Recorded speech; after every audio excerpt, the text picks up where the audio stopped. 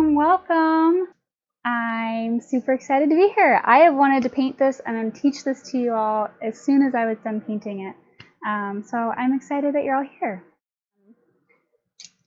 We are going to be using the brush kit. I'll leave a link in the description if you want to go buy them after this. But I have, there's a ton of brushes. I'm going to be using these 4 brushes. So I have a large filber. Any large flat brush would do as well. And then I have a medium brush, my medium filber. I have a small brush, just a small round detail brush. And then I will also be using my liner brush, which you don't necessarily need, but it is very helpful for making all the twigs and the long skinny lines. So if you do have a liner brush, definitely get that out. We will be using that. And if you don't have one, I'll kind of give you some tips on just using the small round detail brush, and hopefully that'll give you help you out. Okay. The other thing you're going to need that's kind of special for this specific class are your bundles. I did post a picture, so hopefully you all got that and kind of prepared these.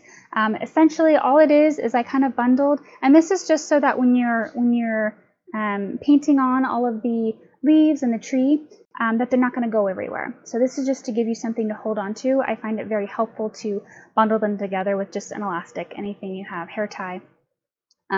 Most likely you're not going to get the hair tie dirty unless you have stuff on your hands, so you'll be able to reuse it if you want to. So I would suggest 2 to 3 bundles. I have 3 just in case. It never hurts to have a few more ready to go, but you can use both sides. So when I did this before, I had 1 for green and then 1 for my pinks. So yeah, so have those ready.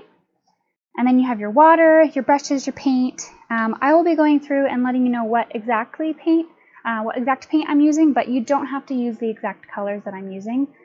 You can use whatever colors you have, and you can even change up the colors. Let's say you want the tree to be purple instead of pink flowers. You can do that, whatever you want. Let's see. If you guys have any questions throughout this class, please make sure to comment below if I'm moving too fast, if you missed something. This is a live class, so you can comment below and let me know, and I can either backtrack and show it again, or however, if you have questions, depending on what your question is. If you're watching the replay of this on YouTube, still comment. Let me know if you have a question. I can't guarantee that I'll be online to answer it, but sometimes other people will be, and they can give you an answer to that as well, okay? So don't shy of questions. I welcome them. Yeah, let's go ahead and get started. Oh, one last thing. On your screen, I have the link tree at Samantha Anderson Artist. That is the link for all of my my links. So my Facebook, my Instagram, my YouTube, my Twitch. If you're watching on Twitch, I also stream there, and my Patreon. So all of that is in that specific link.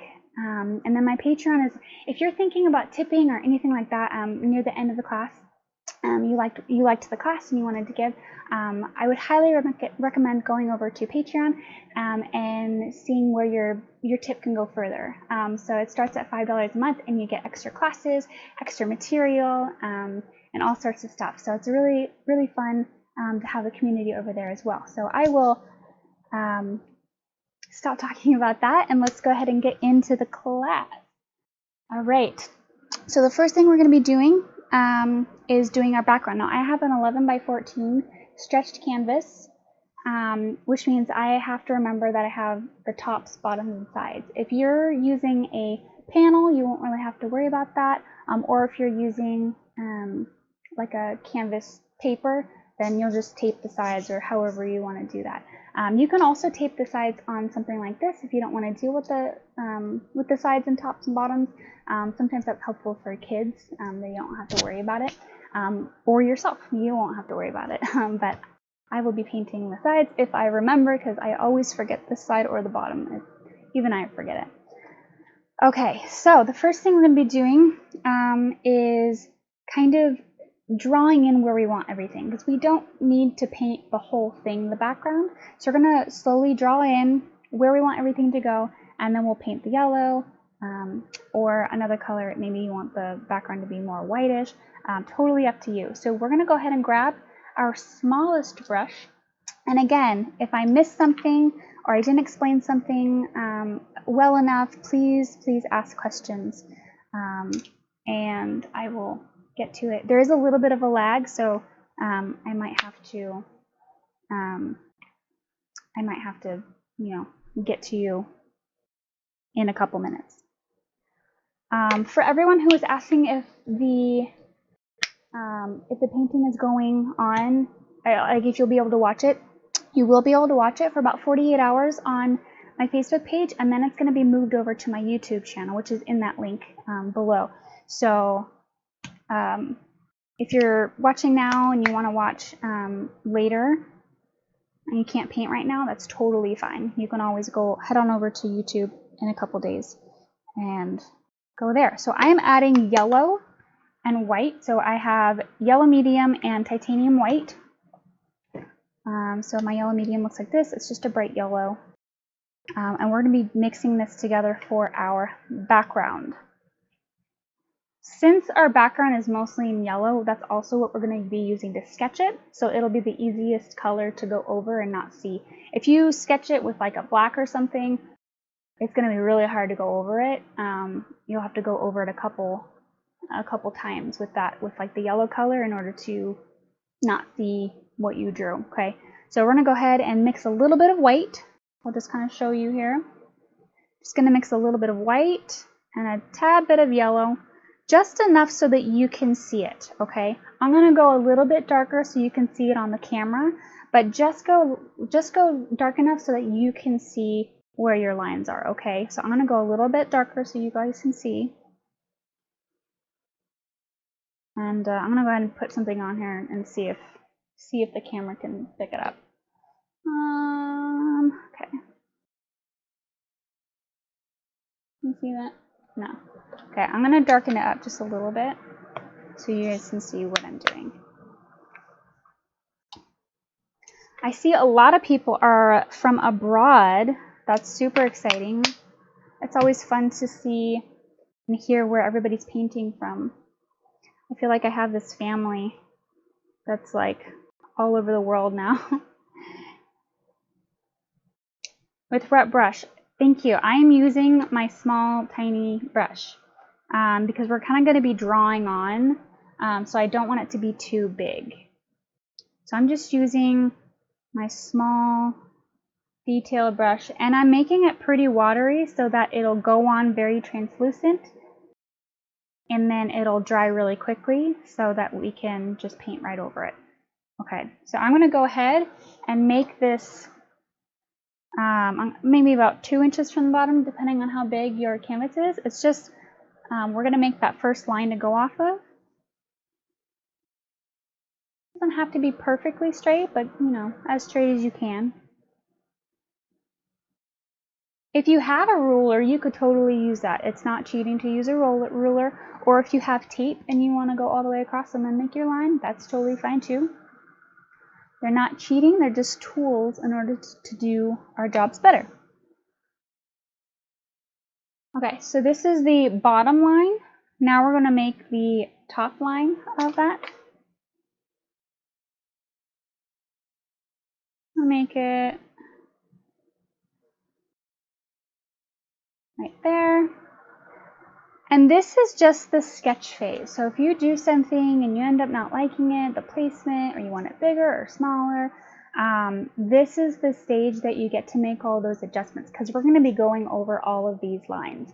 So this is the part where you get to kind of draw it on with there, and then you can change things up if you want to, okay? Can you watch this later? Yes, you can.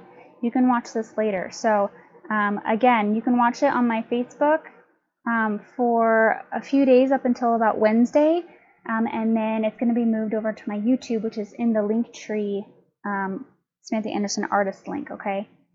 All right, so now I'm going to put in the door, and I want it to be roughly, you know, center. So I'm gonna go in front of the camera right now so I can actually see where the middle is, because sometimes I'll be drawing it and then I won't realize till later that it's not centered or not in the middle. So I apologize for going in front of the camera. I'm just gonna awkwardly put a little dot where I think the middle is. And again, it doesn't have to be perfect. And I think on the picture it's like it's slightly to the right, and that's totally that's okay. So I'm just gonna do a couple little dots here. And then I have to figure out how tall. So we have this whole section, the top half of it, and the door that goes up to about half of this. So I'm just going to make sure that that's the middle. Okay, so now I have these two dots that are the middle. Now I can just make my door. Again, I'm sorry for going in the middle of you. Sometimes it's hard for me to make straight lines when I'm viewing it off to the side. Okay, close enough. And again, this is where you can kind of make those adjustments. And it also doesn't have to be, the door does not have to be this shape. It can be a square door. It can have a window. The whole thing can have windows. It can have panels. You can make this door however you want. I decided to make a little like doorknob knocky thingy. You don't have to do that. You can create this door however you want. So at this point, again, it doesn't have to look like mine. So here I saw that this line kind of came in a little bit, and I'm just making that adjustment. So when I'm painting this, I'm going to look at this line, the one on the left, not the one on the right.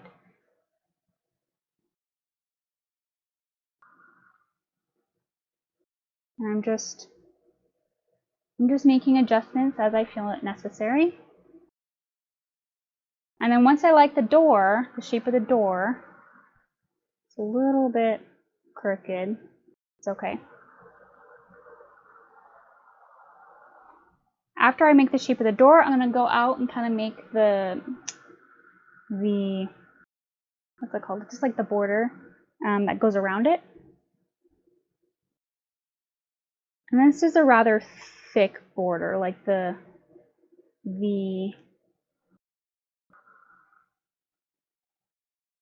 brick that goes around it is quite thick.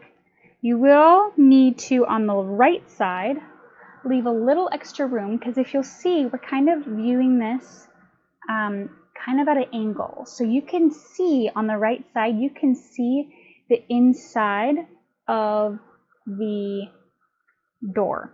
So right here, before we go on to the right side, hopefully you haven't gotten there yet, before we go on to the right side, we're going to draw a little line that's right here. Okay, so here's the door, and that's kind of like the walkway, like the step that's going into it. Hopefully you can see that. So we have this, there's a little step. So this is the start of the door right here, this part right here. Okay, so now we're going to do a little angle right here. Do a little angle right at the bottom corner. And I'm going to start at the top and do a little coming down. You can start at the bottom too, it doesn't really matter. I just decided to do it from the top. So if you're wondering what we're doing, this is going to be like the inside of the brick. Does that make sense? So you're kind of seeing like the inside of where the walkway is. That's what that is. And it'll be more apparent once we start putting our different colors on there. So now I'm going to follow this line to make my outer edge. I think that's why it looks like a tiny bit off center, because I ended up doing the same thing that I'm doing now. I make the door center and then I kind of make it off to the angle. And you don't have to do this. You could make it straight on, but I think it gives a little bit, I don't know, a little bit of texture. I'm doing something with a little bit of an angle. Gives it a little bit of character. Okay, so we have that, and I'm gonna make this line straighter once I start putting other colors in there. Again, this is preliminary sketch. It's just to get the basics on there. Now we can now that we have our door, you'll see that this kind of step that comes out. Okay, there's like a little bit of a step. I'm gonna make another line above half that goes from the edges of the brick that surrounds the door, so the edges of the brick. And I'm going to come out and make a step where like a mat would go, but it's going to be a little bit to the side.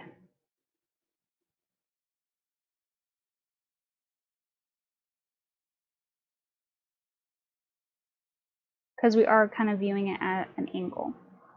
And again, if these angles are kind of, weird to you, you can just do something that's straight on, and then you won't have to worry about it.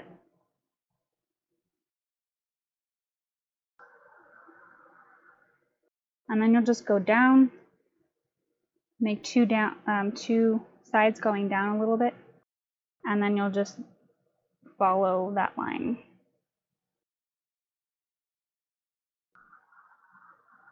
Sorry if it's kind of hard to tell what I'm doing, because I'm going over a few lines. So that, and then the last couple things that we're going to put in is our little pot. Okay, so the pot kind of starts right at the bottom, and it's kind of hard to tell, but I'm just going to put a little pot there. Some rocks. These rocks can be any size you want, but do make them kind of big enough to like enclose the bottom of the pot so we can't see the bottom of it.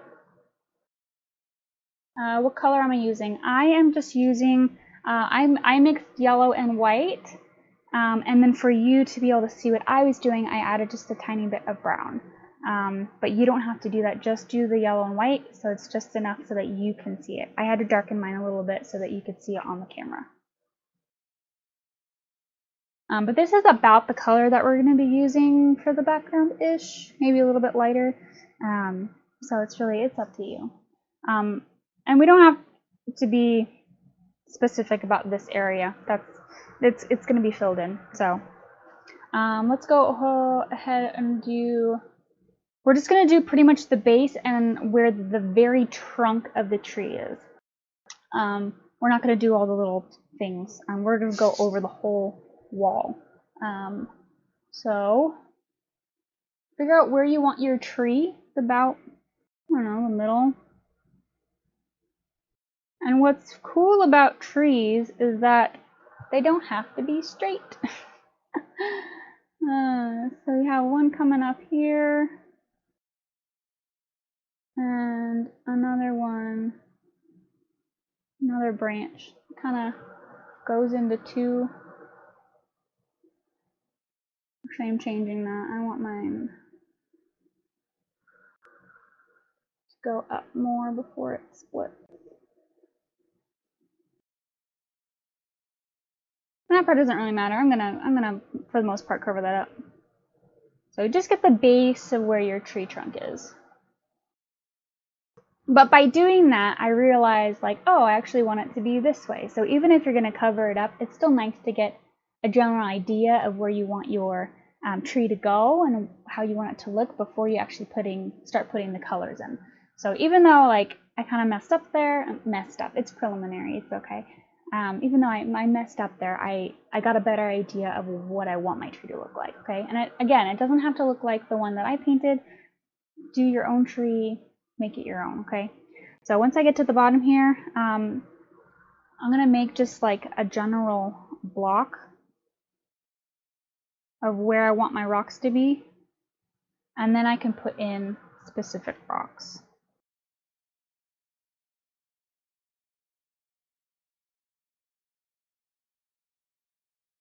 There's about 6 rocks here, but you can do more, you can do less.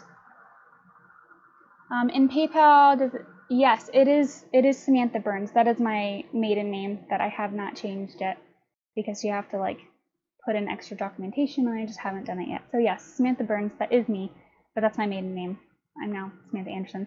So yes, thank you for asking, and thank you if you're trying to tip.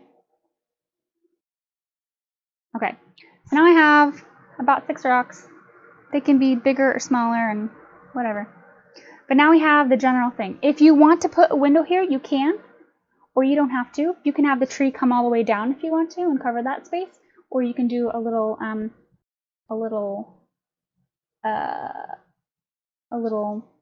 window. I did put a little like vase in there, which you can do or not do. Let's see. It's about the height of the door, so that looks good to me. Just gonna put a little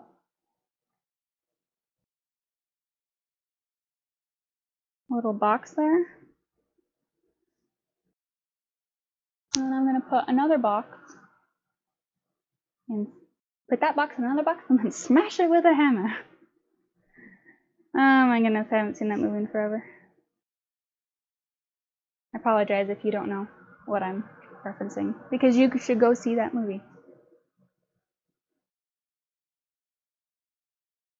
Emperor's New Groove, in case anyone was wondering.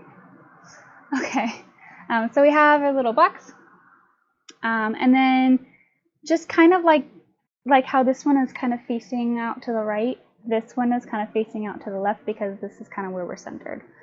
So this goes in a little bit, and if you have a hard time with like depth, maybe I'll do a class on that, because I know not everyone, depth and angle, it's not easy for everyone. Essentially, I just made this left side here. Let me show you. I made the left side of it bigger than the right side, so it kind of looks like you're looking into it from an angle. Does that make sense? And the left side of this is going to be like a door that's opening, kind of like little window flaps. Again, all optional. You don't have to do that. But I think that's the last thing that we're putting before painting. Okay. Yay. Can I outline with pencil first? Yes, you can. I do use like a pencil and don't press very hard. I would use like a number 2 pencil and not like a fancy number 6 graphite one, because when you're using a graphite pencil, it's going to leave that graphite on here, and then when you start putting water and paint, it's going to change the color of the paint. That's usually why I teach. With paint, because it's easily to cover up. It doesn't affect our paint, but yes, you can use that. I actually would suggest using a colored pencil because it doesn't work like the graphite. And it doesn't usually change the color. So I would suggest using a colored pencil instead of a graphite pencil if you're wanting to do that. Missed the beginning. Yeah, we just outlined, it's just watered down paint. We used yellow and white. I used a little bit of brown in mine just so you guys can see it, but that's not necessary. Just yellow and white just so you can see it, and very watered down so it's very thin. Let's see, any other questions? Okay, I think I have all the questions. Okay, this is the fun part. Yay! Okay, so now you're gonna go ahead and grab your biggest brush you have. This is, I think it's like a 3/4 inch filber. It comes in the kit that I recommend, and I recommend it so that you all can use the same kit that I do. I used to use my 1 inch flat with another brush and another brush, and not everybody has those brushes. So I wanted to buy a kit that was cheaper. It's like $15 or $16 on Amazon. I'll leave a link below, and it's just easy because you all can use the same brushes that I do. So that is what I'm using. I'm going to be using my filber, and I actually like using filber brushes for big parts because it doesn't leave lines that the flat brush will use because it has corners. So I actually prefer, I didn't know I preferred, but I actually prefer a filbert.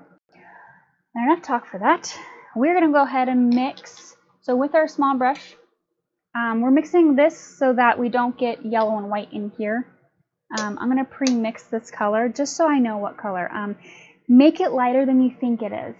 This yellow that I painted originally came out a little bit darker than I wanted it to, but I mean, it's okay. But I'm going to try to go for a little bit more of a pale yellow versus like it's a little bit more than a pale yellow. So in my white, I'm probably going to use all this white. So I'm just going to grab my yellow and just mix it right in and see where I'm at.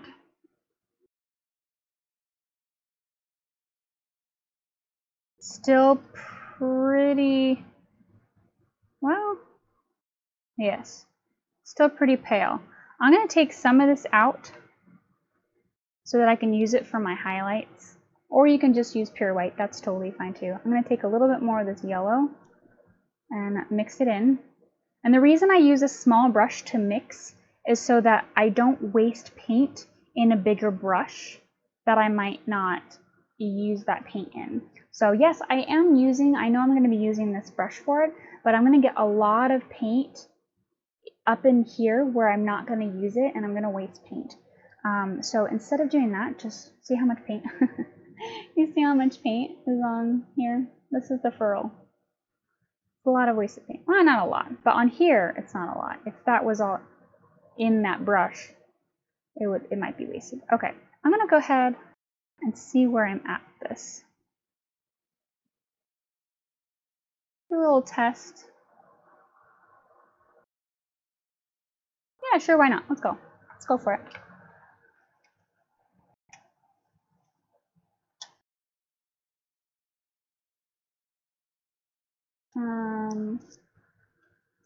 Okay, so I rinsed out my small brush. Oh, and just a little tip for that. If you're rinsing out your brushes, don't leave them in the water.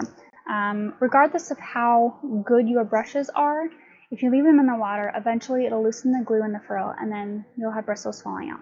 So make sure, don't leave them in the water, and make sure to rinse them if you're not using them. You just kind of brush etiquette. All right, so I'm going to grab my biggest brush, and I am going to grab a little bit more white because I don't think that the pale yellow that I have is going to make much of a difference when I'm trying to give some highlights. So on the background, all of this side is kind of in the shadows, so you're not going to get any highlights in there. Their sun is peeking through over here, so I think that's what gives this picture such a cool dynamic like texture to it, is because there's little spritz of sunlight that are coming through onto all of this over on this side. So with that, as we go, I'm going to do mostly the top and right side of this, and then once I get to this side, I just stuck my thing in my paint. Once I get to the left side, you will start kind of adding in that white in places, and that'll give life to it, okay? So I'm going to go ahead and take this. You can dip it in a little bit of water, but this is the background, so we don't want it to be translucent. So you can add enough water to make it move on the canvas.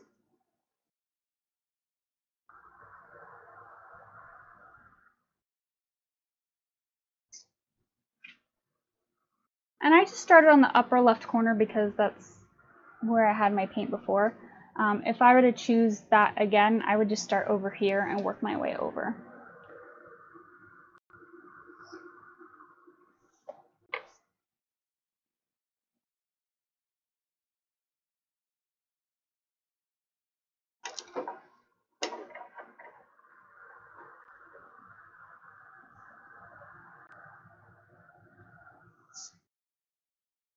And if you wanted to create it darker over here, you can just add a little bit of that yellow so that it's a little bit naturally darker.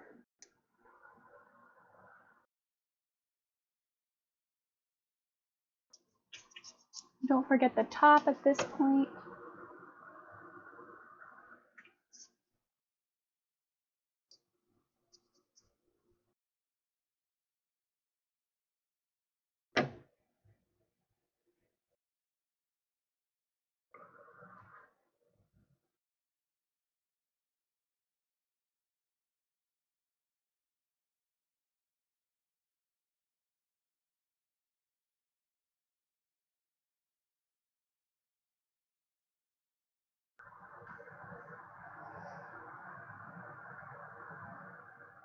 And for you, you might notice that on camera it's probably even looks lighter than it is because I have the lighting, and I did some troubleshooting before I went live, and I just couldn't get it to where it was light enough in here that I could paint, but then also there wasn't a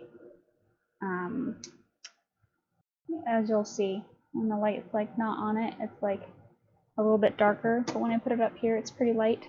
And that's just because the light is reflecting off of the canvas a little bit. So don't mind, don't mind that. But again, it doesn't have to be the same color. You can choose whatever color you want. If it's lighter, if it's darker, totally okay.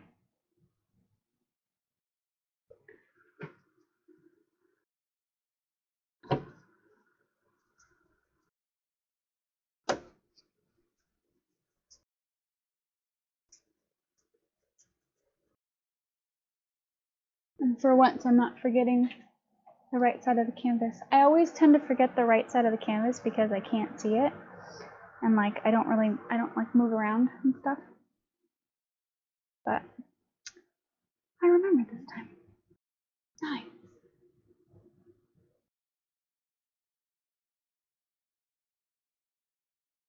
Now everything that we're like going over is going to be gone over by another color. So I'm not being too particular about like staying inside the lines and stuff, because again, this is the background. It's going to be covered up.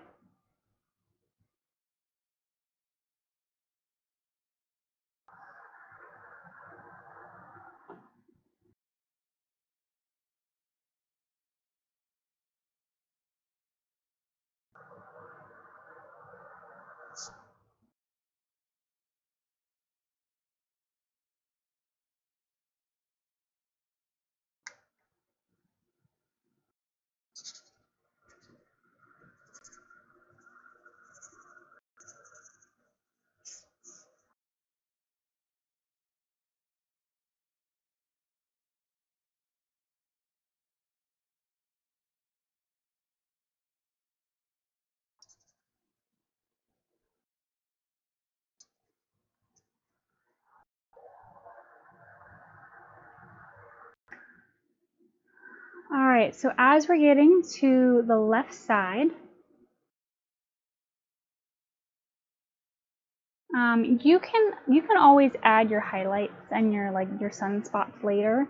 It doesn't have to be right now.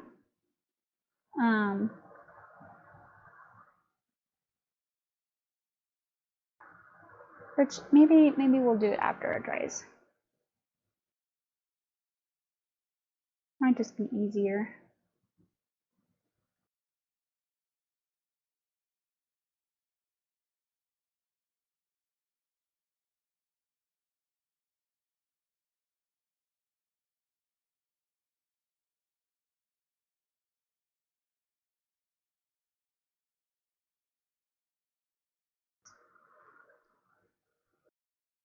All right. So it's a little bit darker over here naturally. It's a little bit lighter over here naturally. If you didn't do that, that's totally fine. You can take some of your white and at kind of like an angle,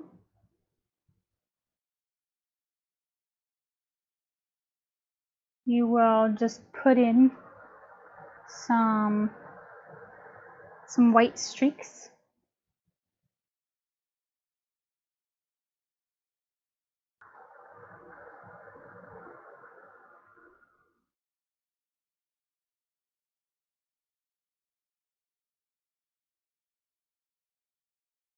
My paint is like a little bit dry, but it's still like wet enough that I can blend it a little bit in.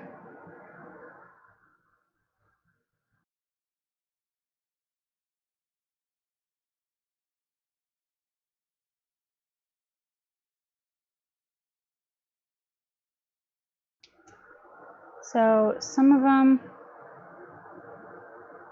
see that? It's not a lot, but once we start tying everything in, you'll see them as like sunspots.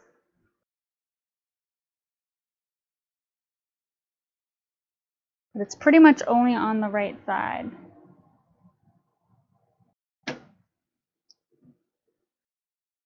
So that's pretty much all it takes for that. We're going to go ahead and color in this. Now, this can be really whatever color you want. I think I'm going to go more of a whitish gray tone for this one, because I kind of want there to be a difference between the yellow wall and the flooring. So I'm going to do a little bit different. I'm going to do like, let's see. I'm going to do white with a little bit of yellow and a little bit of brown.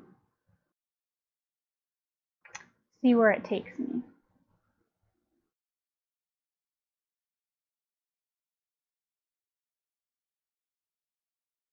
A little bit more brown. I didn't have very much brown in there.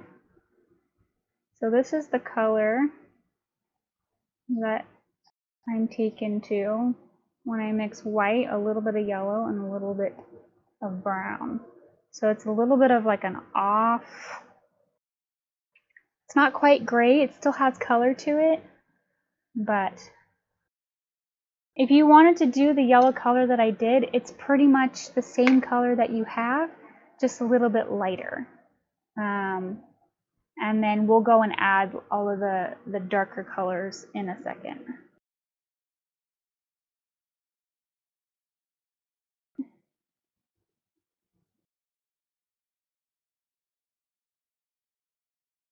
So with the same brush, I'll show you what mine looks like so you can decide whether or not you want to do the darker color or the lighter color.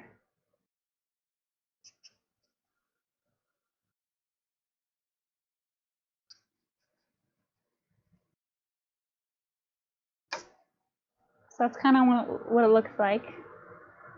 I can even come in here and like lighten it up a little bit, give it some yellow accents.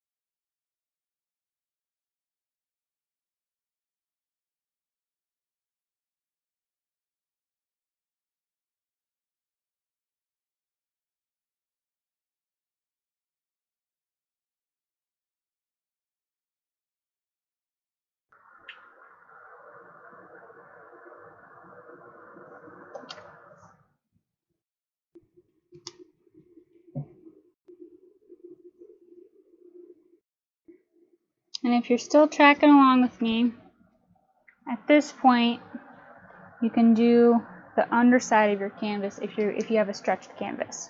So at this point is a great time to do that.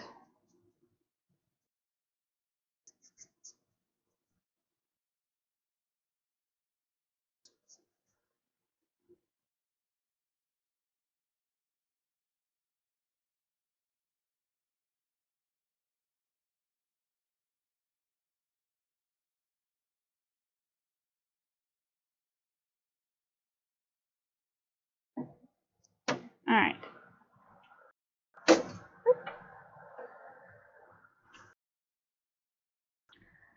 So now for me, I'm going to do this border a little bit more of a lighter color. So it's going to be more of like a whitish gray. And I'm going to switch to a smaller brush at this point. I don't need this large brush because I've done all the background colors. Isn't it too dark? It's totally up to you.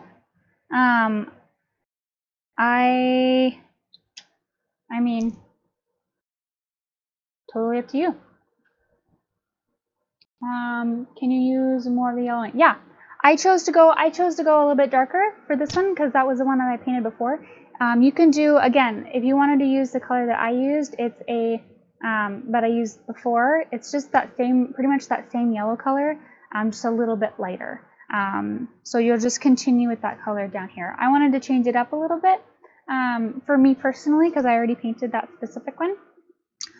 So it just goes to show that you can change it up. So if you wanted to keep it that same color, that's totally fine. If you wanted to change it a little bit, I gave the option of if you wanted to choose a different color that wasn't that was complementing the wall, but not the same exact color, you could go a little bit here. And even then, I could go in and add just a little bit of a lighter color to it and lighten it up a little bit. Like maybe there is, you know, the sunspots on this side. But we're going to be adding detail to it as well. So yeah, we're not done with that part, believe me.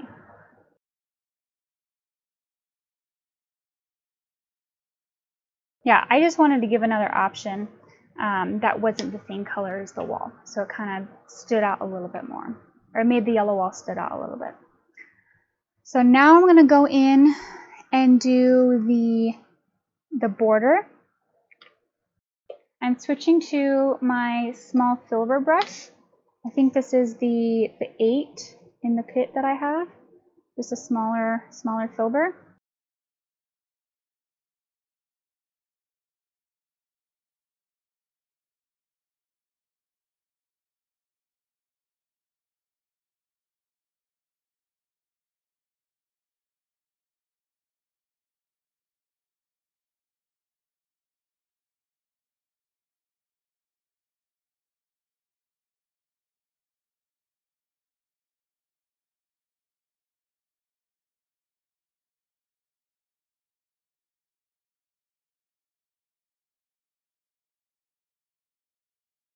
Let's see. I think I kind of want to go like an in-between color.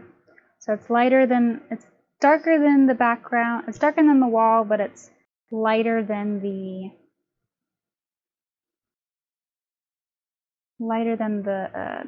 flooring. And I think this is good.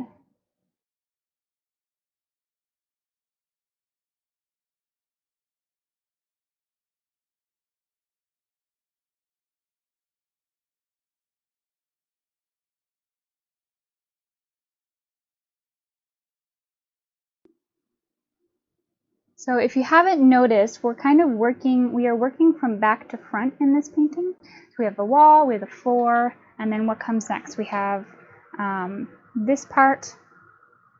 We are going to do the door next before we do the rest of this color, because that comes before this.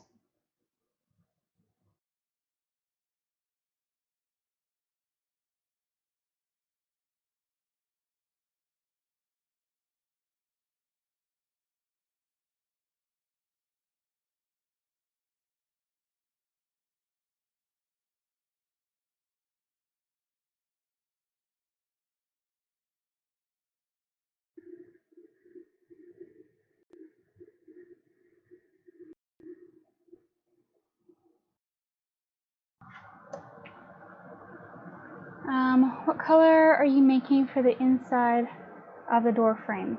So whatever your door frame color is, you just add a tiny bit of brown to that. It's just to make it a little bit darker. Yeah, because then for the little, like, for the marks to the grout, it's just going to be like 2 steps darker than that. So you're just taking the same color and you're just darkening it a little bit to create the different layers. But we need to do the door before we continue on with the frames, because that is what comes next. So I'm going to go ahead and grab my blue. I'm going to be using phthalo blue. It has a longer name, but I don't remember what it's called.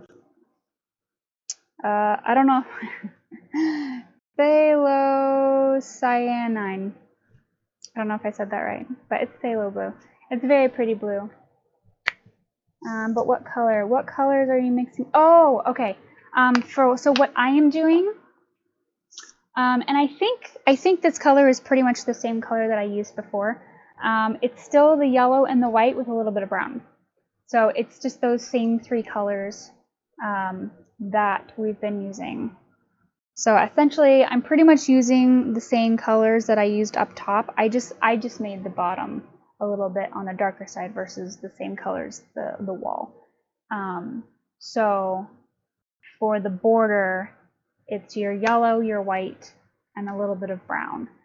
Always, when you're mixing colors, you always just put a little bit of everything in there. Like start out with your yellow and your white, and then gently add in your brown, because the darker colors really can take over your mixing color. So put in just a tiny bit at a time, okay? And that should help. So we're going to go ahead. We are going to go ahead and put, oh, I need to get my blue out. Okay, so I'm using phthalo blue. You can use whatever color you want. If you wanted to have a red door, that would stand out too, or even a green door would look nice. But use whatever colors you want. I think the yellow, pink, and blue all look really, really pretty together. But you could change those colors if you wanted to. I'm gonna take my small filber. It's my 8. What did you mix for the part you just painted?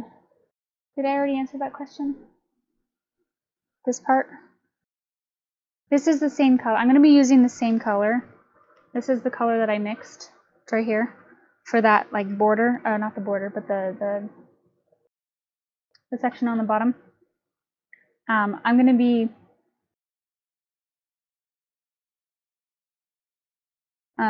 using that same color. Sorry, my words just went away for a second.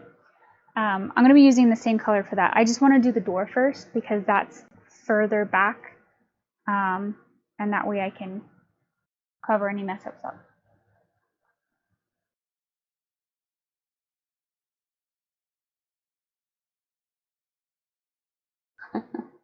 The last like 6 or 7 comments are all about what colors I'm using, so I apologize. I will be more adamant about telling you what colors I'm using and what colors I'm mixing, because obviously I'm not doing that well, because you're all asking it. Okay, phthalo blue. You can use whatever blue you want.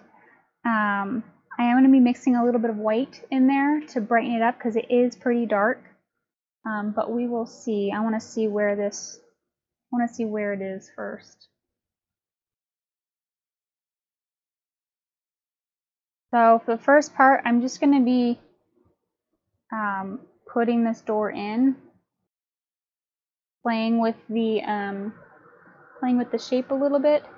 I have an Admiral Blue, not phthalo. How do you get phthalo? Phthalo is like it's like a really dark,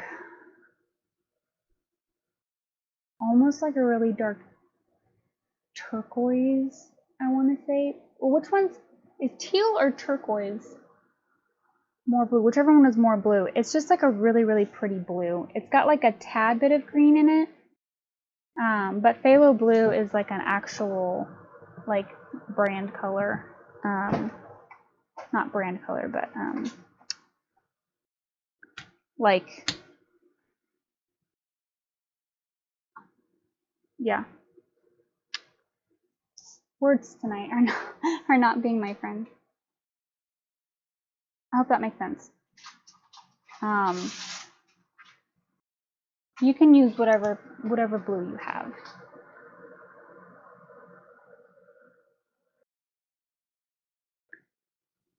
Yeah, this blue is a little bit more on like the turquoisey side, but it's just really dark, so it's kind of hard to tell.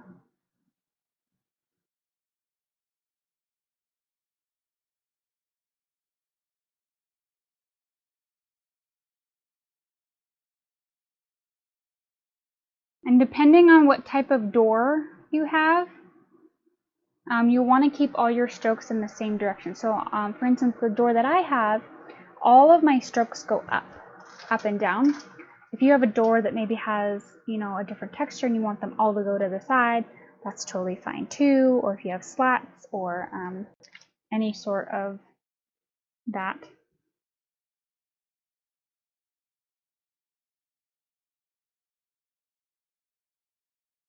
I'm sorry for my head being in the way.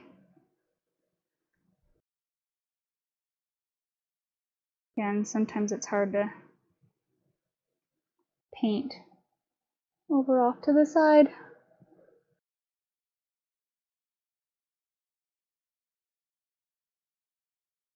So after I get the paint on there, then I'm just going to brush up to kind of give it that up and down stroke.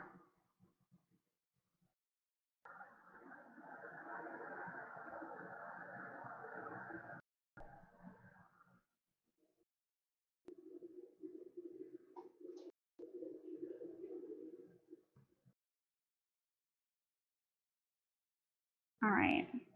So now that we have like a base coat of blue on there, I'm going to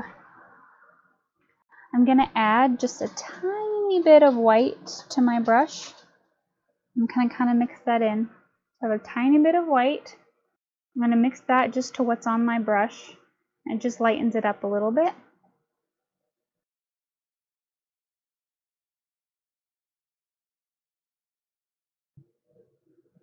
And if you wanted to change to a different brush for this, you can.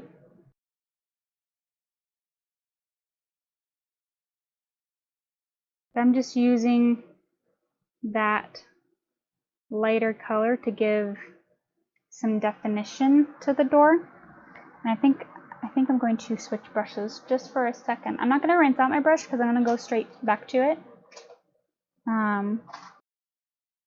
But I want to create a lighter blue. So I'm just adding a tiny bit of white to my dark blue.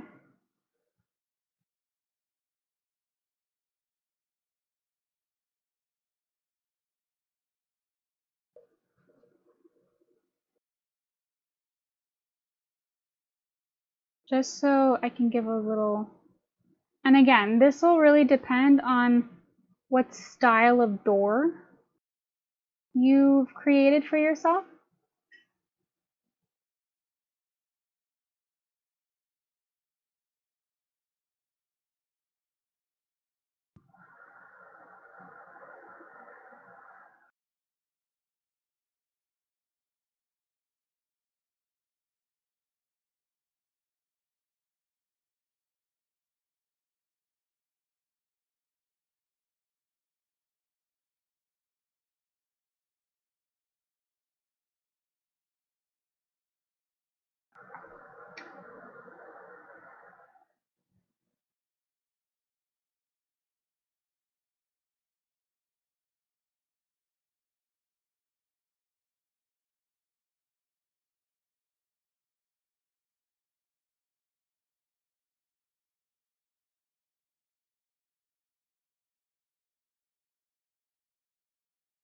So I just have that light color and I'm just gently pulling up.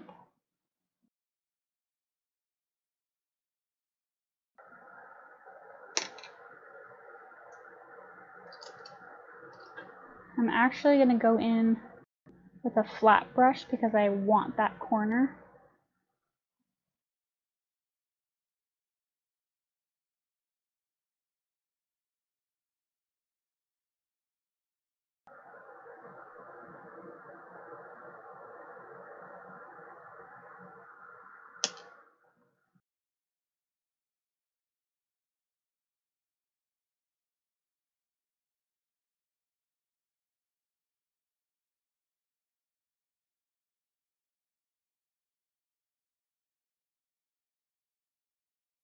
And maybe, you know, it's a little bit lighter here. It could be maybe that the light is hitting it from an angle, or however you want your door to be. Some doors have a little window here at the top. You could do that. Get fancy.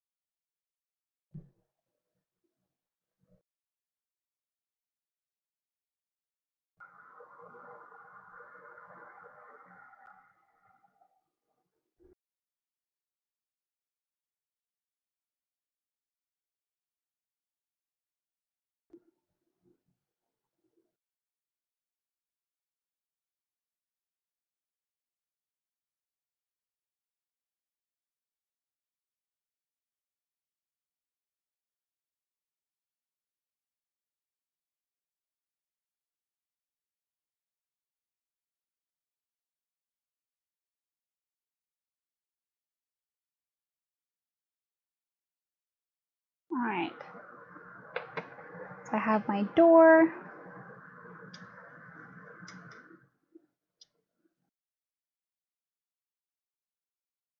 Apologize if it was out of focus because my head was right in the middle of it. What's that? Alright, so now I'm going to rinse out all the brushes that I just used that I know I'm not going to be using for a little bit.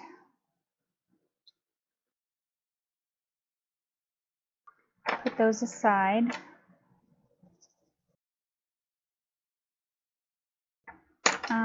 And then I'm going to go in with my filber and fill out the rest of that, fill out the rest of the door frame. So the outer part of this door frame is going to be the same color that I used previously. The inside of the door is going to be just a tad bit darker. And then you can also put it darker a little bit over to the left side of this little step to indicate that the left side of this door is kind of casting a shadow onto that step.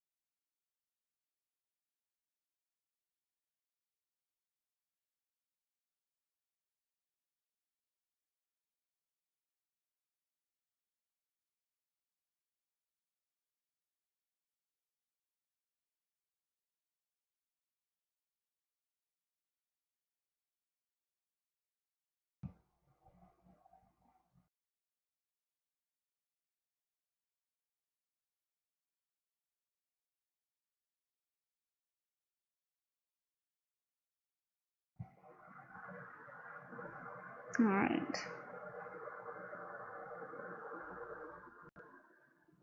So again, I'm just taking that color that I had used previously for the kind of the border down below. I'm just going to cover the rest of this area. Just fill it in.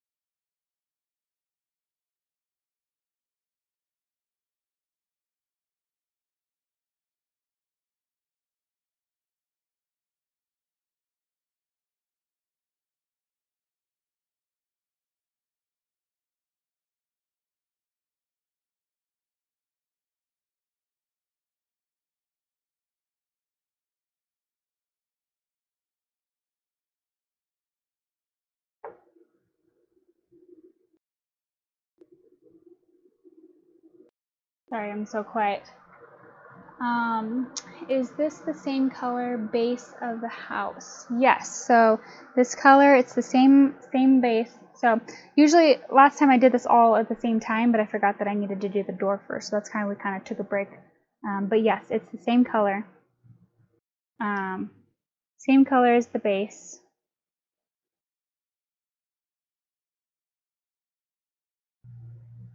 And even then, there's going to be, you know, shadows and highlights in everything. So if it's not exactly the same color, that's okay. As you'll see, like this part's a little bit darker because it's, you know, it's right next to this that might be giving it, you know, a little bit of a cast shadow.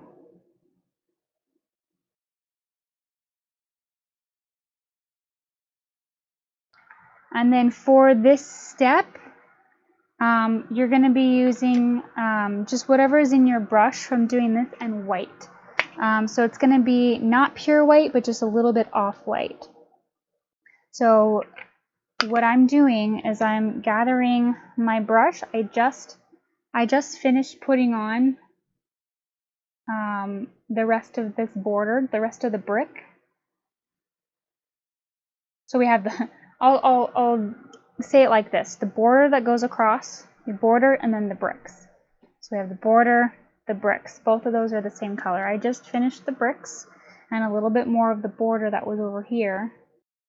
And this line. I'm going to not change my color. Okay. I'm going to go in and do this bottom portion. And I'm going to switch my brushes real quick. I'm going to switch to a smaller brush so I can be a little bit more intentional.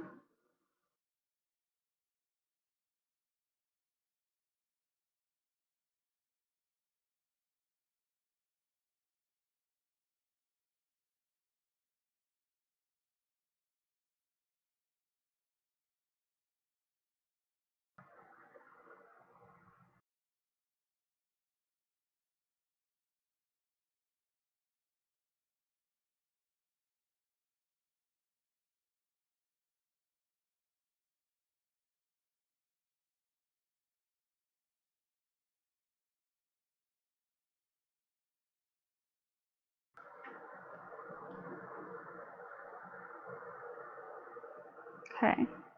So at this point, I'm doing the bottom part first, and I'm going to, while it's still wet, I'm going to add some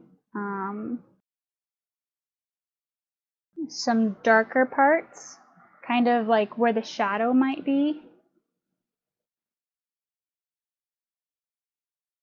And it's naturally going to blend in with that color that we just put on because it should be still wet. I was done with what I had on there, so I'm going to get my brush wet so I can blend it in a little bit more.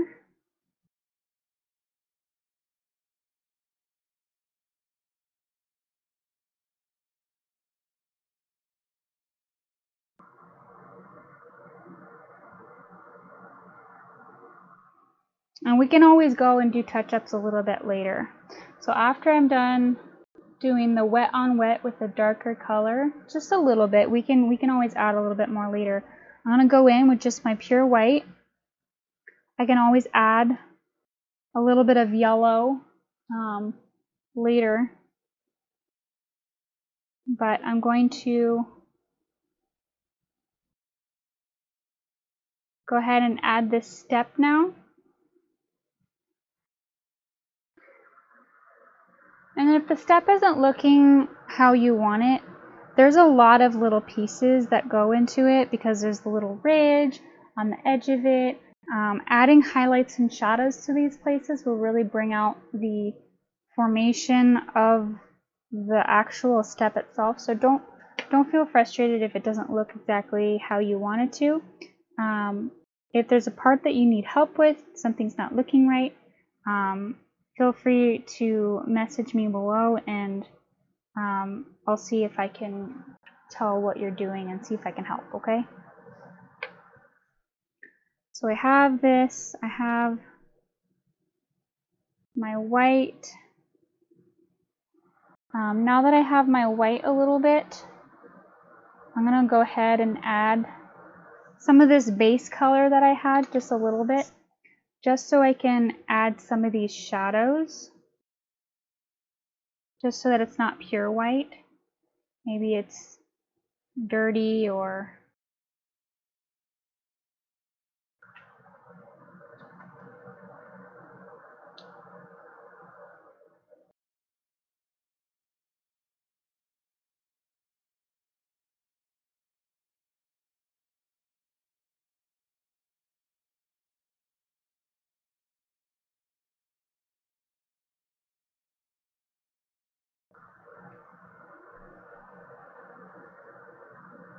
Now what I'm doing is I grabbed just the tiniest bit of brown with the white that I was using, and I'm giving just where the top of the step and the bottom of the step meet, I'm giving a little bit of a ridge. So if you think about a step and then how the step kind of goes over and it goes like around, that little ridge, like the side of the top of it, that's what we're creating, just to give it a little bit of depth. I hope that makes sense. If it doesn't make sense, just draw a line between, like, kind of border the initial step and then taper it on the sides. We can always come back later and add like the shadows and...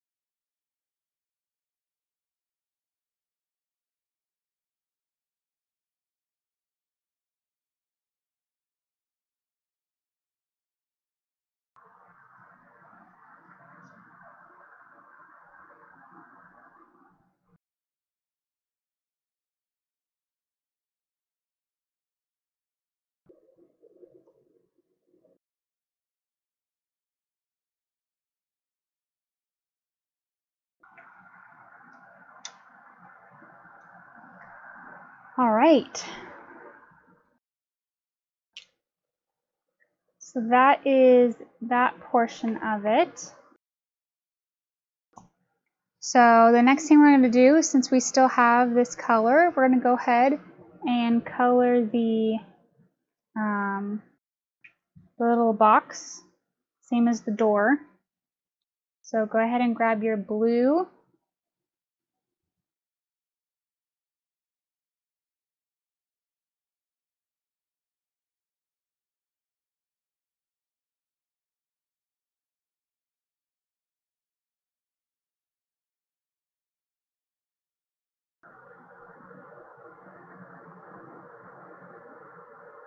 And then just like before, we're going to add some white to that blue to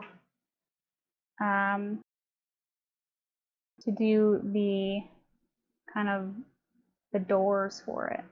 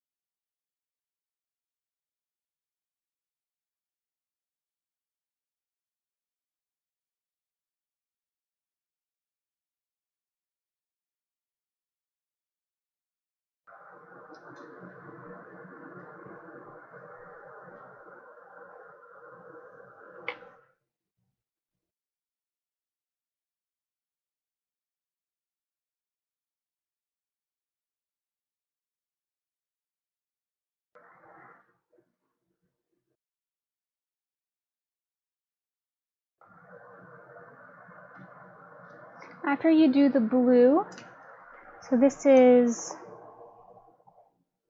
what mine looks like. Little shutters and that portion. So what I'm going to do is I'm going to add the same color that's right here that I've been using to these. And then I'm going to do the darker color up here.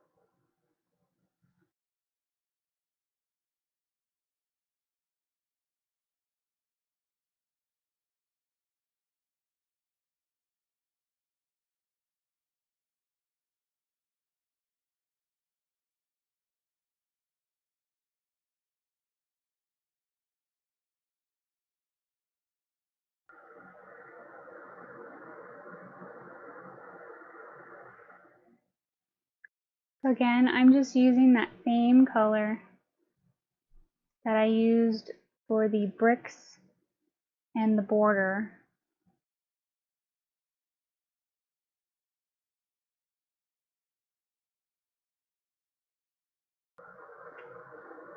And then I'm going to make it just a tad bit darker with a tiny bit of brown and do the inside.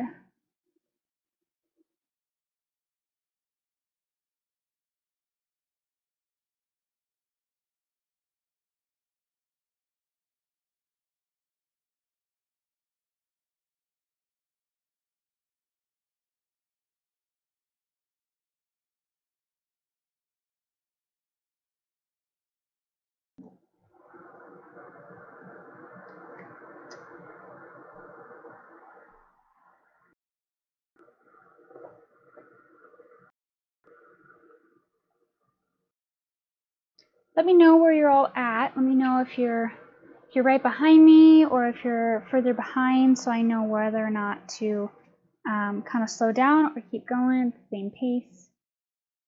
But in my normal classes that I have, in person, I can walk around and see where everybody's at. Here I can't do that. So if you're falling behind or you have any questions, make sure to let me know so I can help you along, because that is what I'm here for. And at this point, you can start adding. You're behind. Okay, let me know where you're at so I can have a little bit more of context to where you're at. So for this, you can start adding your highlights.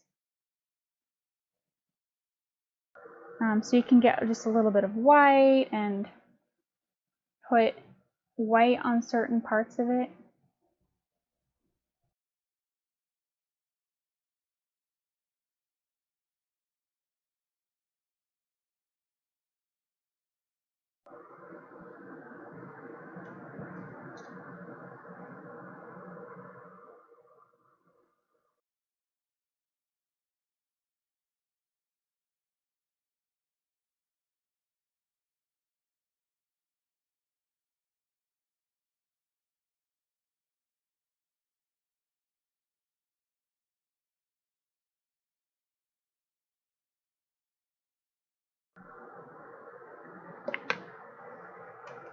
So I'm using a little bit of my white to just give life a little bit to some of that part. A little bit of a close-up.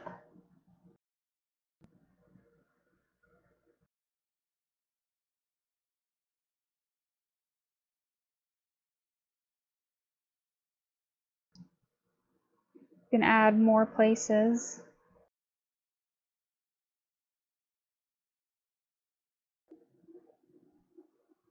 Now is also a good time. You can add this to here too.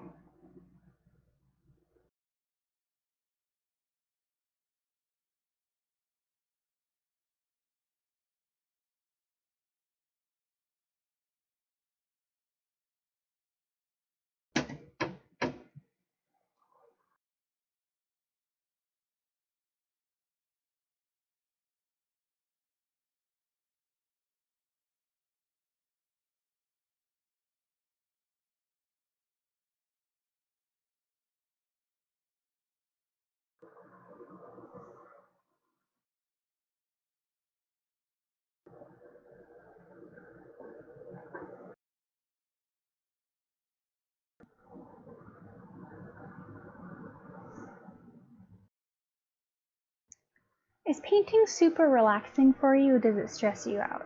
Let me know, because for some people it's like, this is the best and I'm so relaxed right now. I tend to get super relaxed, which is why I'm probably not talking a whole lot, because I'm kind of waiting for people, but which is why I'm not talking a whole lot. But I tend to not be chatty when I'm like focused and relaxed and painting.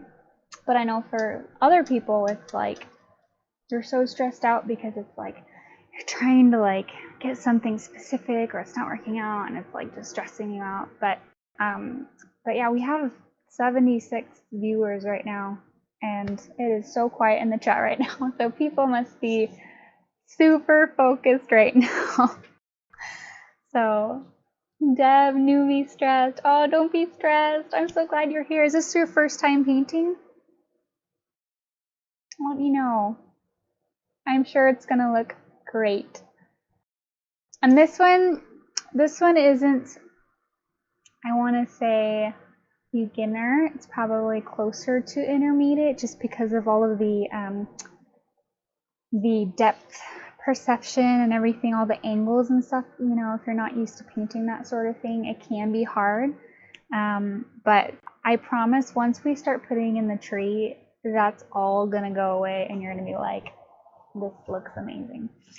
Because honestly, the tree gets put in so quickly, and all of a sudden it's like, this looks great. Yeah, so it's not your first one, but you haven't done a lot. Okay. Robin, newbie too. Welcome, welcome. Oh, don't be stressed. Be relaxed. This isn't supposed to be stressful. We're supposed to just take a deep breath. It's okay.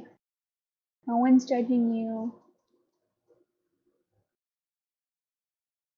Having trouble keeping up. Okay. Cynthia, let me know where you're at, so I can, if even like 10 of you, let me know, like if you are behind, just let me know where you're at, so I can kind of gauge where we're going next, just so to give you time to keep up. I have never taken your class before. I am still kind of a newbie. Where are you from? Allison, I am from San Diego. Well, I'm not from San Diego, but I live in San Diego. I'm actually from Northern California. So I grew up in like Lake Almanor, Chester, Chico area, which is like north of Sacramento. So I grew up with like snow and small town parade and stuff like that. It's very different from San Diego. But yeah, I know that we have people all over the place in this specific class. I'm working on the window. Okay, so let me know when you're done with the window, and then I'll start moving on. If you're where I am, if you want to start mixing your color that you're going to use for the grout, we're going to be doing that next.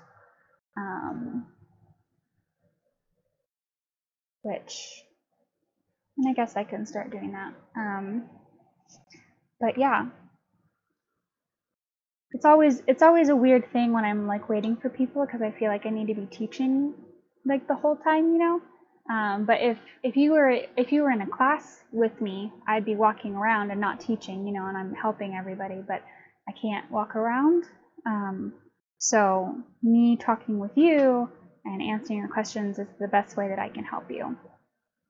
I don't have a good liner detail brush, so making details hard. I have a couple tiny ones, but they seem to be too soft and fan out. Yes, that makes complete sense. Also, if you don't have a good quality small brush, sometimes it doesn't matter what you do. It'll fan out. I will say that if you roll your brush, so let's say I'm getting this yellow color, and whenever I'm done getting a color, I will always roll it. So I will roll my brush as I'm pulling it out of the pot, and that helps kind of keep it all together, even if I'm using a low quality brush. Which the brushes that I suggested, I would say they're medium. They're medium to low quality. But even if you have a good quality brush that's either not well taken care of or it's been used for a while, it'll also do that. So even the one that I have from before, which is this one, it's just my Princeton Snap round. I've been using it for a while, and even this one fans. So I would definitely try to roll it. You can add a tiny bit of water to your consistency, and that will help kind of keep it, you know, stuck to itself a little bit. The small brush in the kit is really nice. Yeah, it is really nice. I will say that, I mean, obviously a new, better quality one obviously is better. Like a newer, higher quality is what I meant to say, is better. But it definitely works. For the liner brush, if you don't have a liner brush, that's totally fine. I've done thin trees for my whole life without a liner brush. I was just so happy that this kit came with a liner brush because it makes it so much easier. Janet, I don't know if you've used the liner brush yet, but I think I'm biased. I just really like liner brushes. It just makes smaller lines so much easier. But if you don't have a small brush, I would highly consider just getting the kit, because it comes with a few small brushes. There's so many different, like look at this. It comes with like 18, 15, I don't remember how many brushes it comes with. 1, 2, 3, 4, 5, 6, 7, 8, 9, 10, 11, 12, 13, 14. I think it comes with 15 brushes. And they're all different, and it's amazing. This is my little ceramic from college. I keep all my brushes in. But yeah, like if you don't have a small brush, they're so helpful in doing details. But if you don't have it, I would just use the smallest brush you have. And again, if you do have a small brush but it tends to fan out, it might be just a super low quality one, or just try and roll it, and that might help. How much is the kit? The kit, it fluctuates because it's Amazon, but I bought it at $15. It might be $16 now, but it's gone as low as like $13 or $14. It's not a whole lot. It's less than $20 for like $15. It comes in a really nice kit, like a little stand for it if you wanted to make it. I have a review. I have a review of it on my YouTube channel if you want to go check that out. And then it also comes with a palette knife. It comes with this palette knife, as well as an art brush. So if you don't have these two items, it's worth it just for that. Because in my classes, I don't know if you've noticed, but I love to use the palette knife. And I do love the palette knife, and I use the sponge quite often too. So if you don't have those two things and you're looking for a kit yeah, I think it's a really good deal. Granted, I will say that the brushes aren't the most high quality, but if you don't have an array of brushes, it's a really good deal. You ship to Canada. It's actually not me. It's not my kit. It's just a kit that I found on. It's a kit I found on Amazon. I have an affiliate link, so I get like a super small portion of it, but it's not mine. I have, if you go to the Linktree Samantha Anderson Artist link at the bottom, there's a bottom that it has art supplies. So you can buy art supplies through that link. That link goes directly to my website where I have a list of just a ton of different art supplies.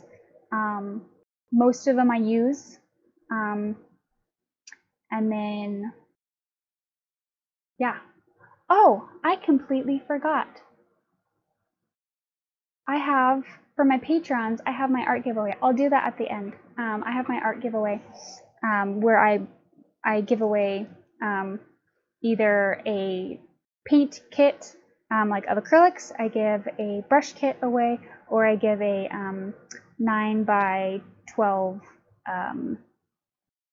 like canvas pad, which is super helpful for practicing. So I will, I'll do that at the end. I didn't forget about you. I mean, I did forget about you, but I remembered about you. So I will do that at the end of class.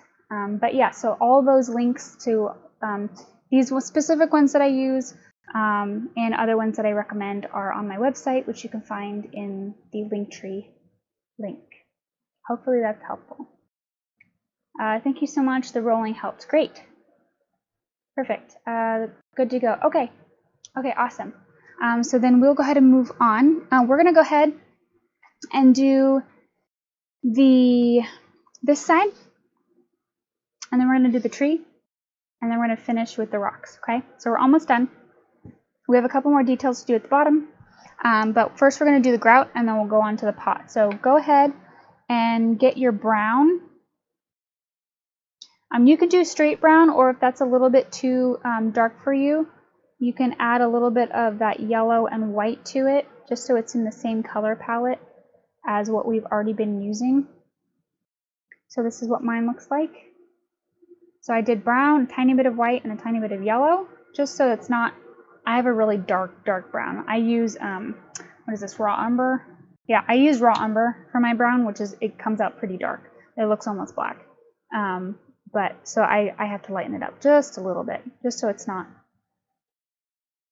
super dark. Okay, so again, I'm rolling my brush. Not only, hey, bug, go away. Not only does the rolling help in getting the excess paint off, but it helps in keeping the tip together, okay? So now I'm just gonna go and do all of my like lines. Let's see, there's a little bit of a line here. I'm gonna do a small line.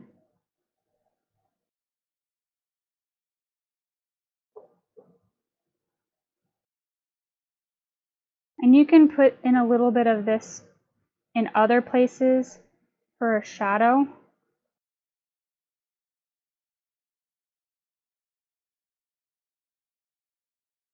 Okay, I'll do that later.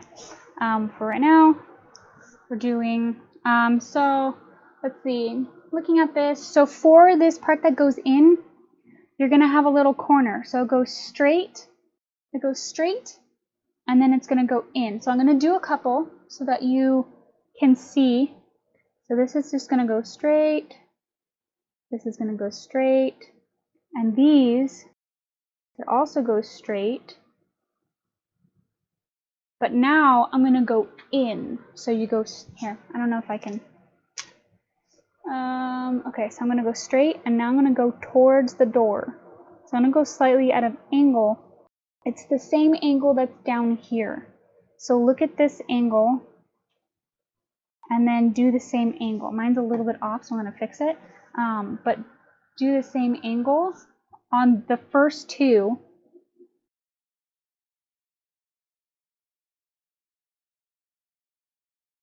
And then as you work your way up, it's going to have a little less of an angle because you're going towards the door.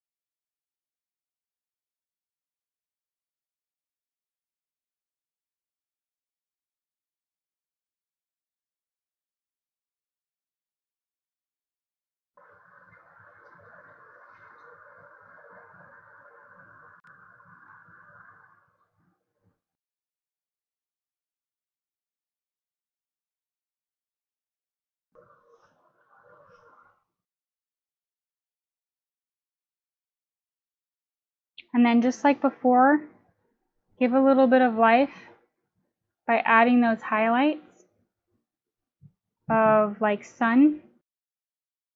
I'm just using a dry brush.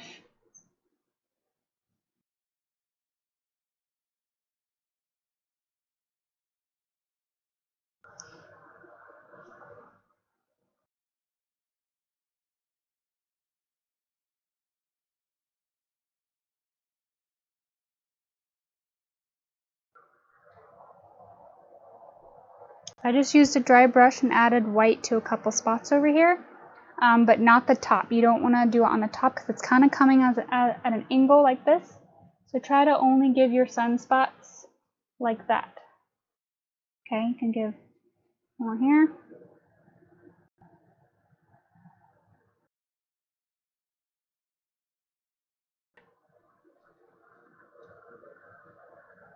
Okay, so we're going to go ahead and do this pot. You can make the pot color whatever you want. For right now, it's kind of the same colors that we've been using, with a touch of like, I don't know. I mean, you can really make it whatever color you want. This part is up to you. So I'm going to go ahead and do a base coat of, I mean, I have a little bit of a yellow here, like a brownish off-white yellow. Again, it doesn't have to be same color. This is just the base.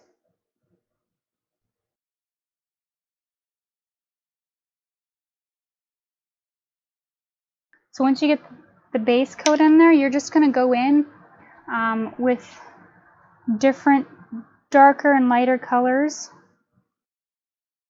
and give it texture. So I'm going in and essentially giving the pot like little ridges, if I can call them that. And I'm creating it dark. I'm making it darker on the right side and lighter on the left side.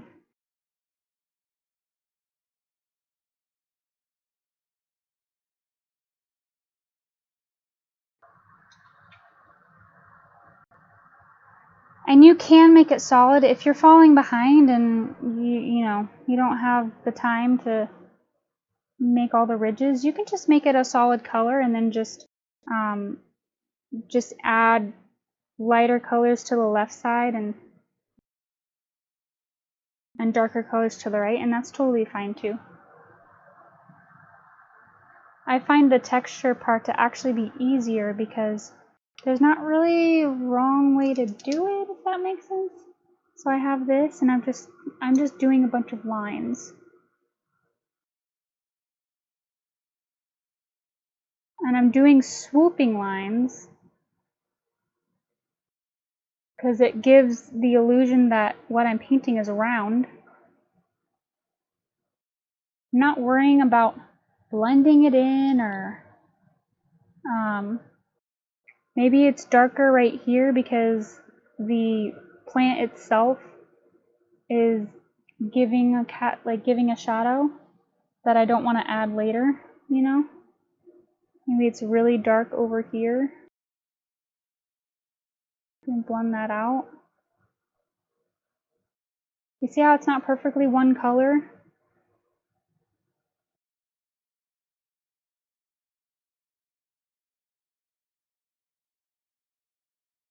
I hope the close-up helps. It's kind of hard to hold this and paint at the same time.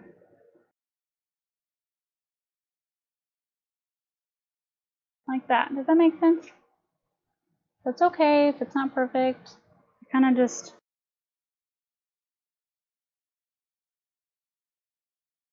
And that's pretty much it. I'm gonna make mine a little bit lighter on the left side. But just make sure that it's in that kind of swoopy motion so that it gives the illusion that it's a round pot. that you're painting.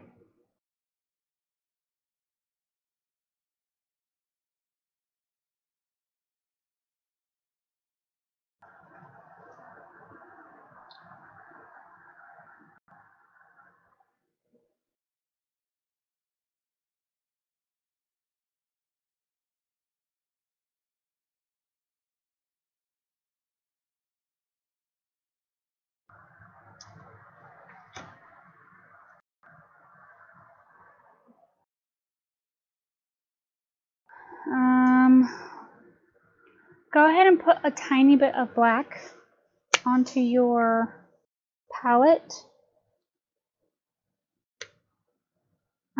We are going to be using some of this for the, like, to darken up our green too, but we're going to use a little bit of it to give shadow to this section. So the first thing I'm going to do is I'm going to put in my rocks, just in a solid white color.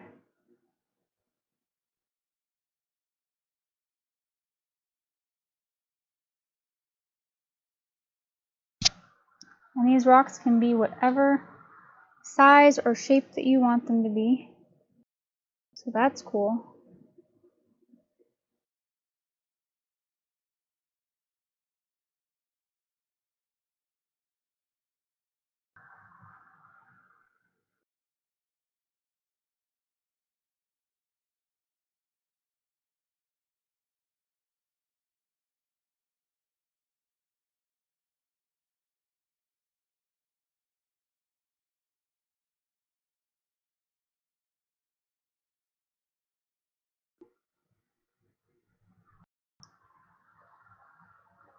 So once you put the white on there, you're just going to grab a tiny bit of black, and you're just going to start giving the rocks like shape. So rocks are, not all rocks are perfectly smooth. Sometimes they have flat spots and bumpy spots and all sorts of things. So just start giving your rocks dimension. And by giving them shadows in kind of weird place, it like gives them character.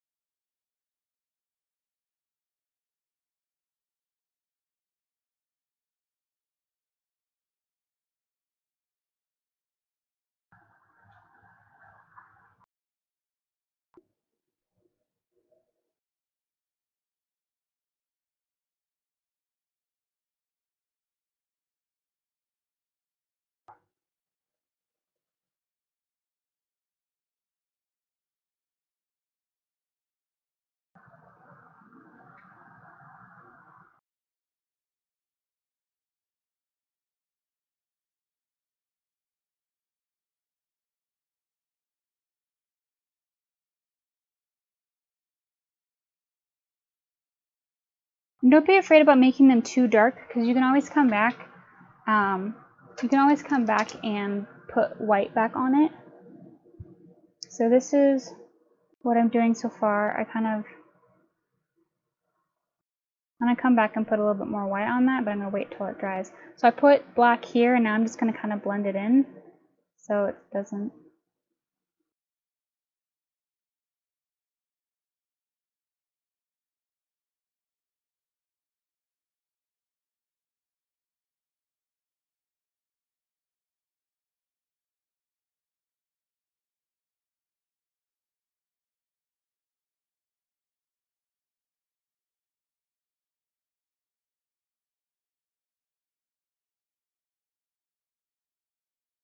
Sometimes just adding a really dark shadow can really bring a part of your canvas to life.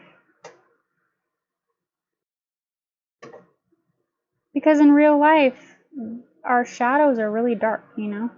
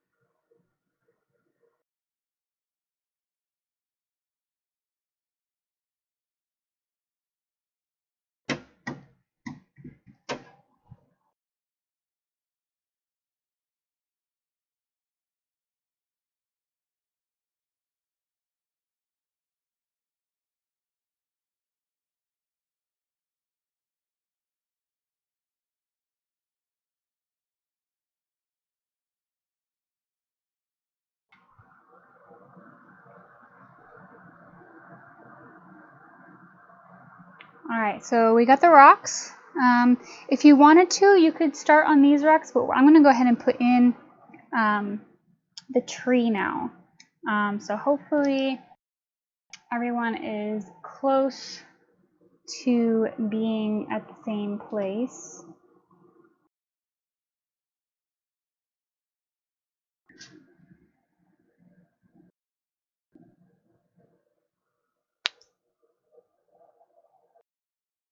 And just to let you know, if there's any part of of this door or any part of this window that you don't like you can always come gently over it with your tree.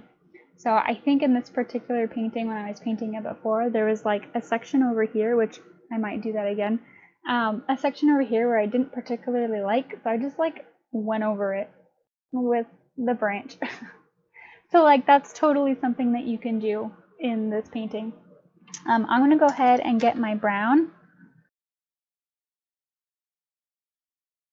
and go ahead and put in my tree. I'm just going to use this dark straight brown,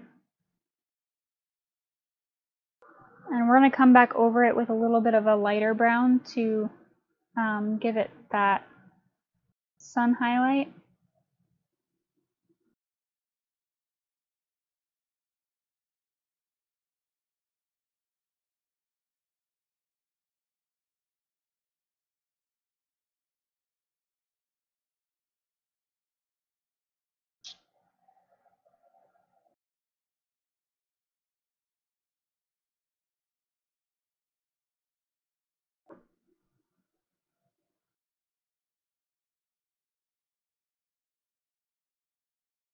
Now, if you wanted to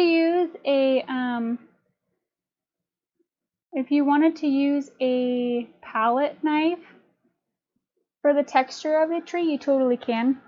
I didn't on this one because I didn't want to add too many things to this class because it's already super detailed, and we're probably going to go over time a little bit if we don't hurry up.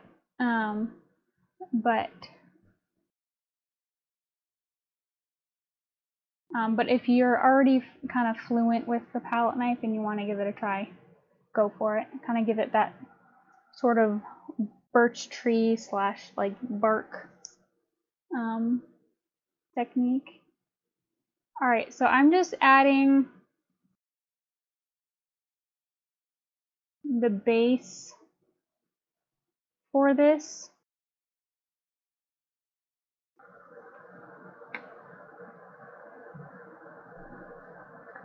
I like that there's not too much banter and you quietly do your work. I always feel weird when I'm not like talking though, because I feel like I should be teaching, but sometimes I teach and then I let you paint, and I paint. I don't want to talk your ear off if there's nothing to talk about. So yeah, so there's that. Again, your tree can be skinnier, your tree can be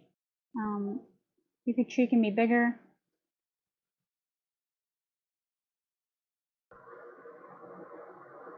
I appreciate you saying that because sometimes I feel weird when I'm not talking. But good to know that I'm not talking people's ears off.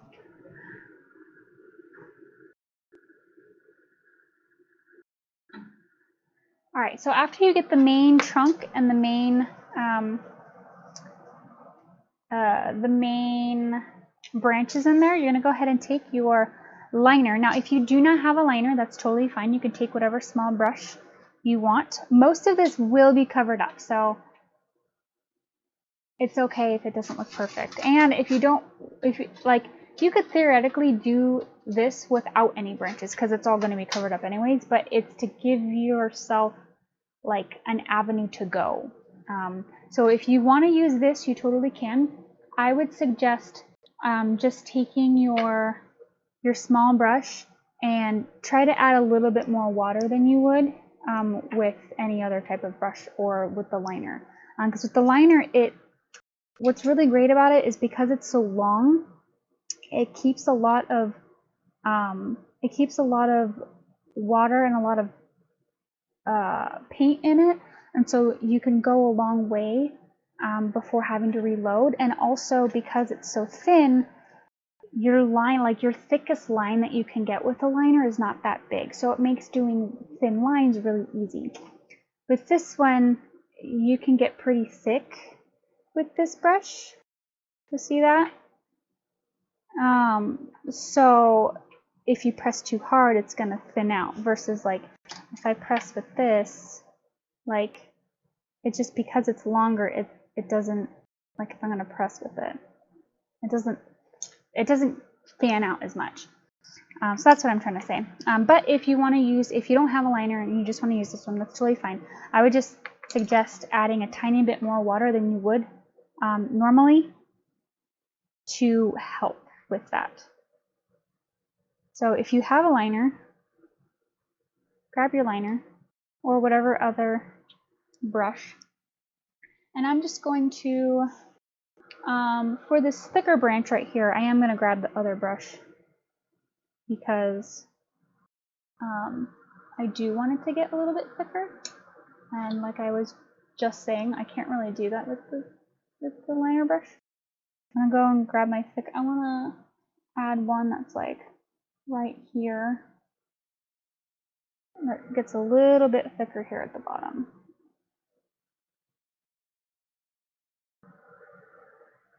And there's one that kind of comes here. Alright, so here's the fun part. If you have a liner brush, these are really fun. So you're just going to take your brush and you just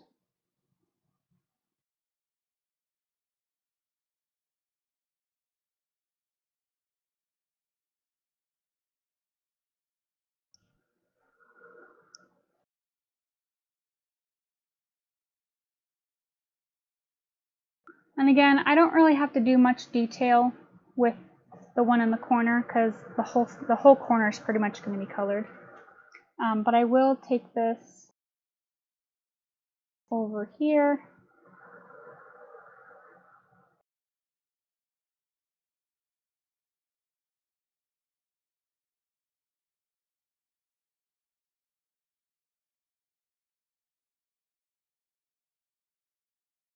And with the liner brush, sometimes you have to kind of twist it.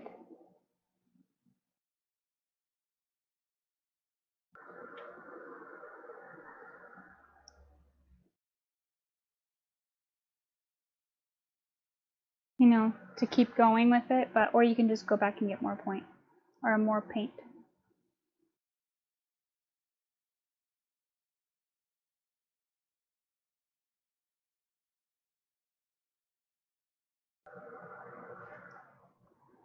And again, you can come over here, go wherever you want.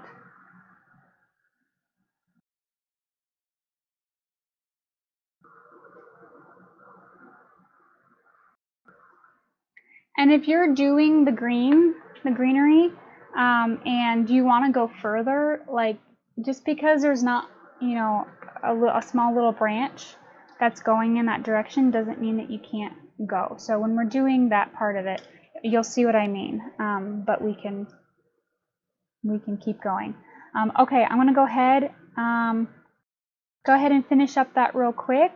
And again, they don't have to be perfect lines. It's just to get the flow of where the tree's going, so we know where to put all of our leaves. But I'm telling you, the leaves will cover up like all of it. So don't be like, oh no, it's not a perfect, you know, solid color. Okay, so don't worry about that. We're gonna go ahead and finish up these rocks real quick, and then add a couple more details to the bottom, and then we can put in our greenery, and we're done. It happens so fast. So let's go ahead and finish the rocks. We'll put in, let's put in the highlights of the tree real quick. Just right before we do the rocks, just real quick. And I just added a little bit of white with the brown. That's pretty much all. And you're just going to, kind of like we did with the,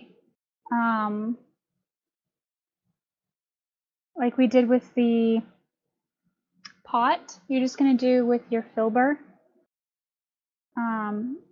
Still creating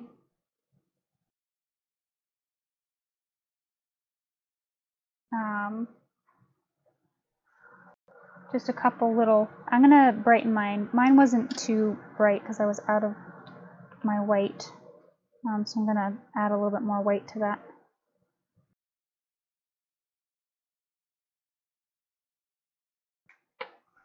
So in kind of that circle motion to give the illusion that it is a round tree that we're working with. And determine whether or not you want this branch to be coming from the front side of the tree or the back side of the tree, because that will determine if you have a highlight right at the base of it on this side of the tree. Okay.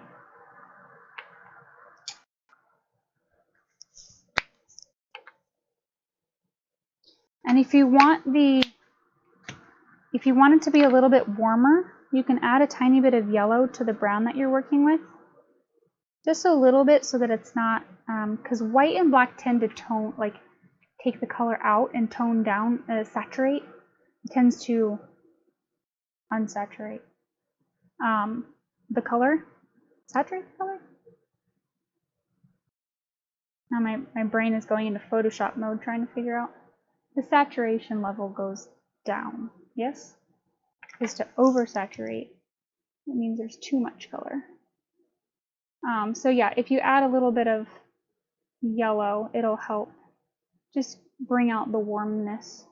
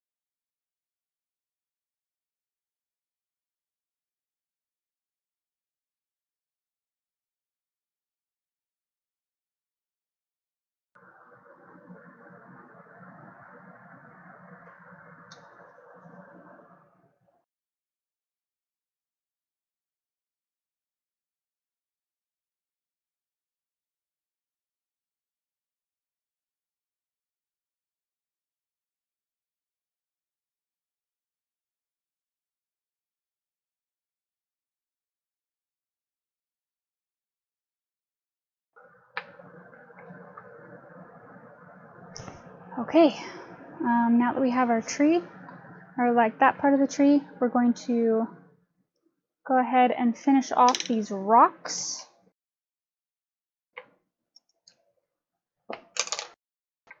Which is the same thing. You're just going to use your white, and then you're going to add highlight or lowlights to it of like your browns and your blacks.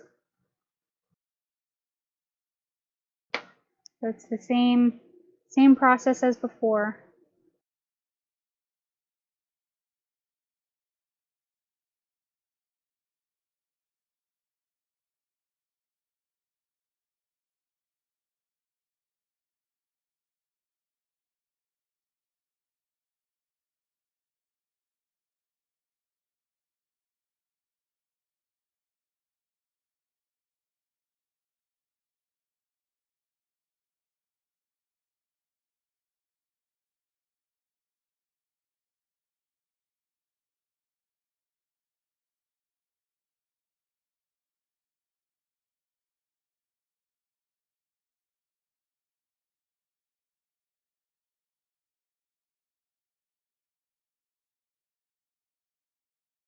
Alright, so now that I've colored pretty much this whole section white, I kind of need to redefine where my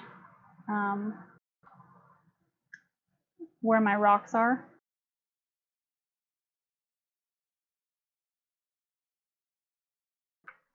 So I'm just going to go back in with like a brown, a light brown, and just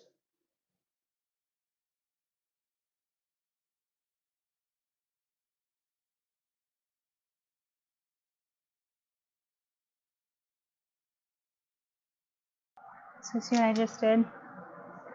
So I had white and then I just briefly put in where my rocks are so I can know where the shadows are going.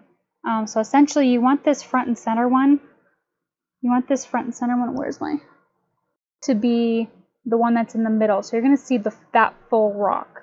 But all the other rocks, a little bit of the other rocks in front of it are good, are going to have a little bit of cutout. Does that make sense? So this is the only rock that you're going to see the full rock. Everything else is behind another rock. So I'm going to start from back to forward and start giving some definition. Start with the shadows.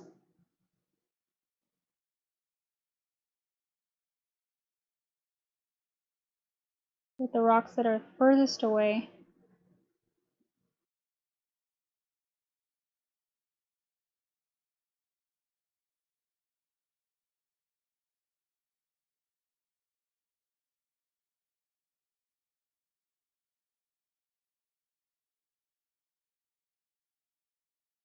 And sometimes I'm adding black, and sometimes I'm adding brown as like as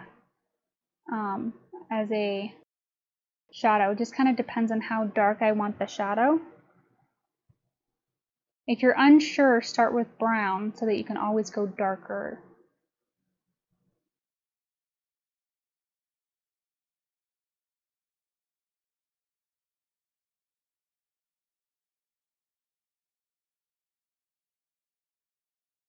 And you can use small little stippling motions, which is just going up and down on your canvas, or little motions going back and forth to blend things. Because not all rocks are completely smooth. It's okay if they have a little bit of like roughy edges to them.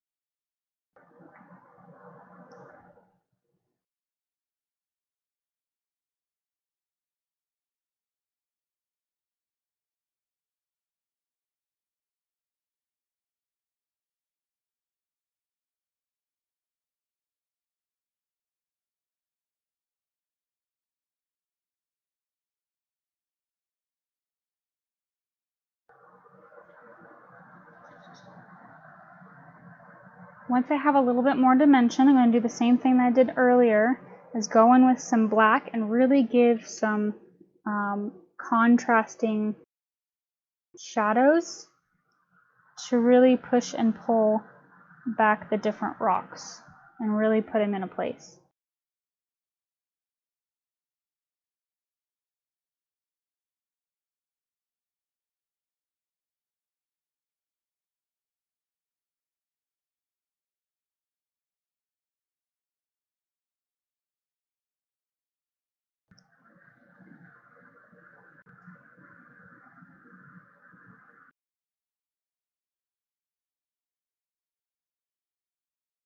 And this is where we can start adding shadow to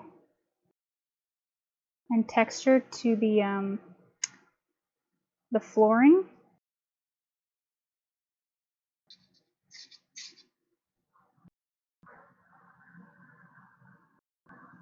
Now on the flooring, I had two lines almost to create like they're two big slabs of concrete. You know how they have that? If you want to create that, you totally can. You're just going to take a little bit of maybe your brown or another color. Bear in mind that of the angle of which, you know, it might be going.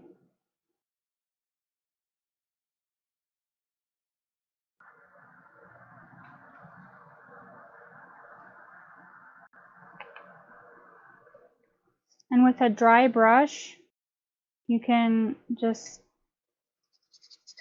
create texture to it. This is one of the funnest things where it's like, it's super easy. Need a lesson on how to paint rocks. Well, I mean, I am teaching it, but maybe I'm not teaching it good enough. I do teach like specific things like that in my Patreon. So like if you're a patron and you have a specific need, like I need, you know, to, you know, learn how to do water reflection or rocks or something specific like that. For my patrons, I specifically I paint technique classes specifically for that sort of thing. So that's helpful if that's of interest to you. And obviously, if there's enough interest, it's hard to paint like for something that's as specific like that in a class, other than, you know, something that's like right here. And, you know, I have to kind of paint it or teach it as part of something, not necessarily specifically rocks or water reflection or something like that.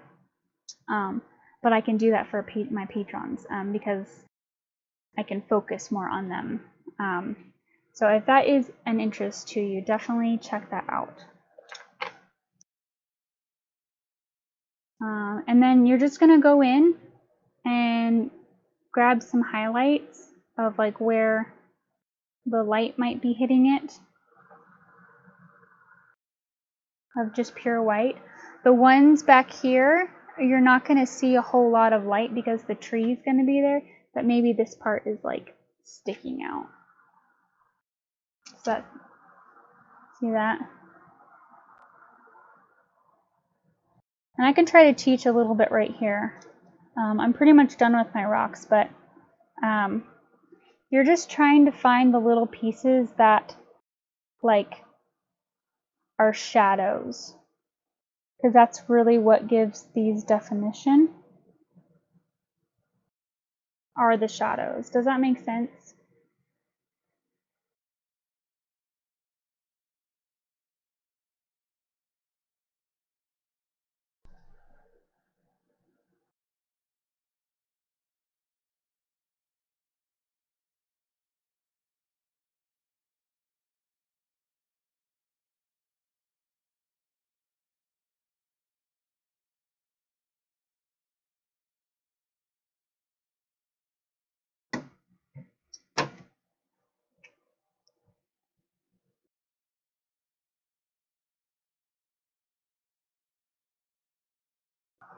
All right, so now that we have it is a little bit after 6, so we need to really hammer out this tree.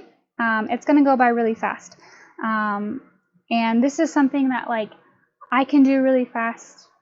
And if you need to spend more time on it after class ends, you can spend as much time as you want on it. I'm going to go ahead and teach you how to do this real quick, which is super simple. Go ahead and grab your green. We're going to start doing the greenery. And with a dry brush at any point, if you want to go back and add like texture to this, I just have the tiniest bit. I have the tiniest bit of paint, of brown paint, or you can do yellow paint on my brush, and I'm just going back and forth and adding like this kind of dirty texture. It's really whatever you want. You can add some dark in here.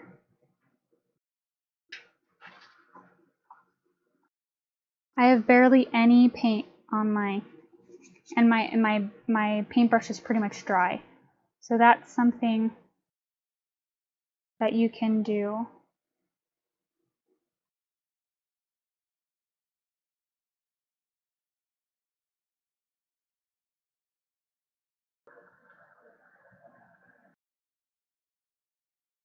Which color use? Oil acrylic. I use acrylics. This is all acrylics, so it actually dries. Oils take a few weeks to dry, which is really great for blending, but it's a completely different technique.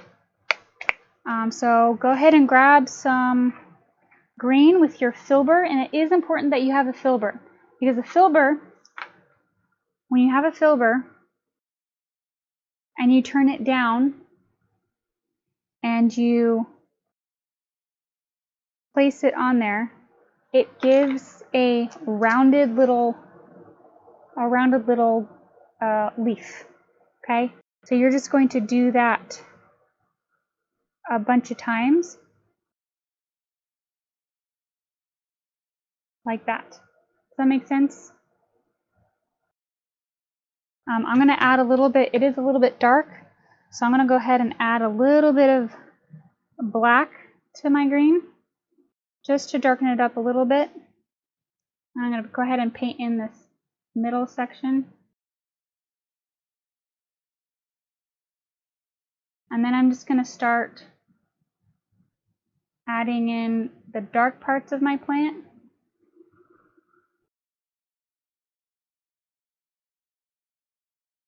So you're just going to stipple.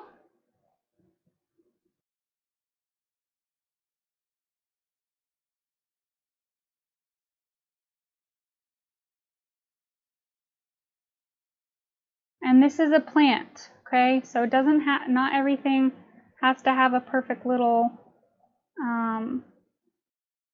you know, a perfect little stem or anything like that. And you can make it go out or as big or small as you want. Just don't forget that some of those leaves are going to come down the front of it or in front of it.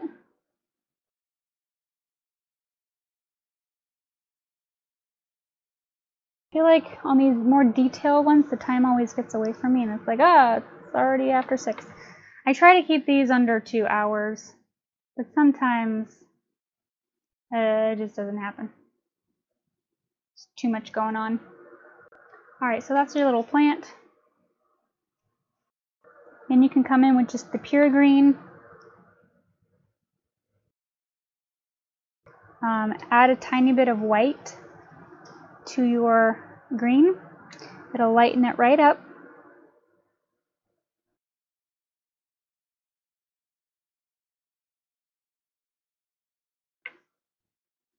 You're not going to cover the whole thing. You want to leave some of that darkness in there.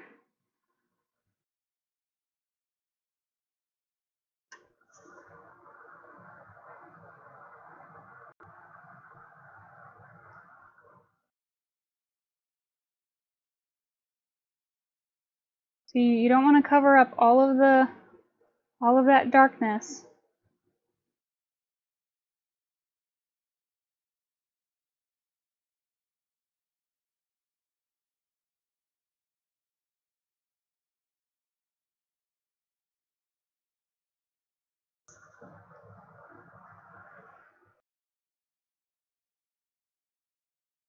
Again, I'm just stippling in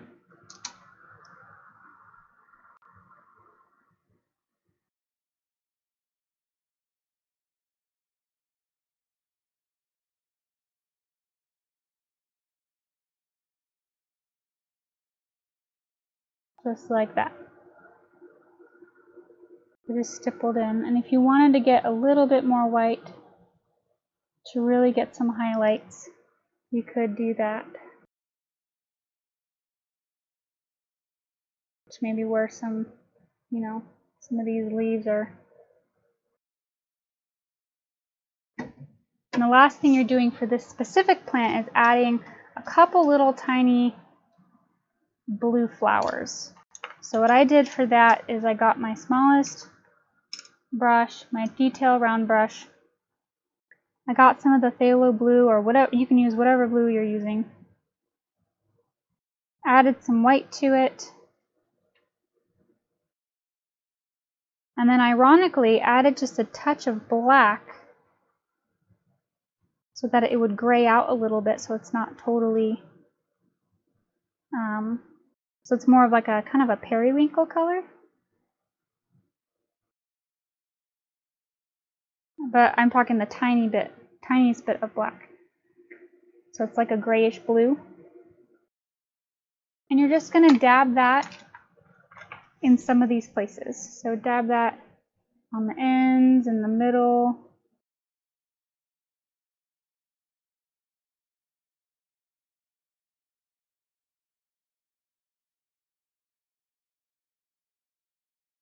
And you can do this after, you don't have to do it right now.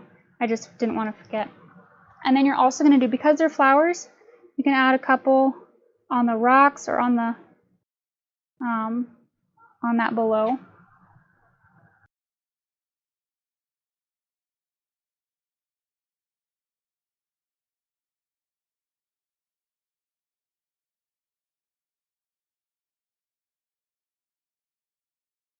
Depending on your door, now is going to be the time to add in a little doorknob.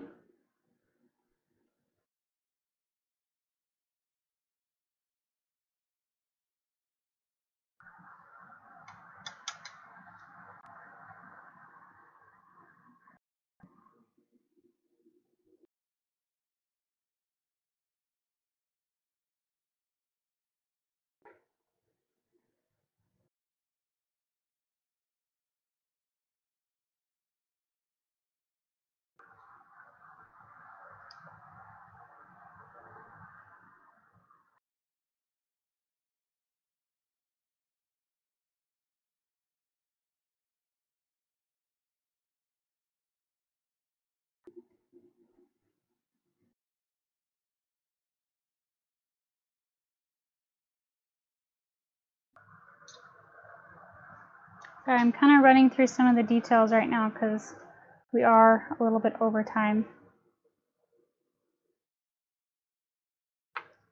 But depending on what you want your door, how you want your door will depend on how you do that part. So you can do that at the end, you can do it now.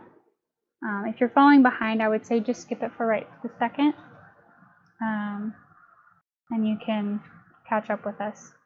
So yeah, so you have the blue flowers, and then the last little detail before we do the last step, which is the tree, is you're going to add just a,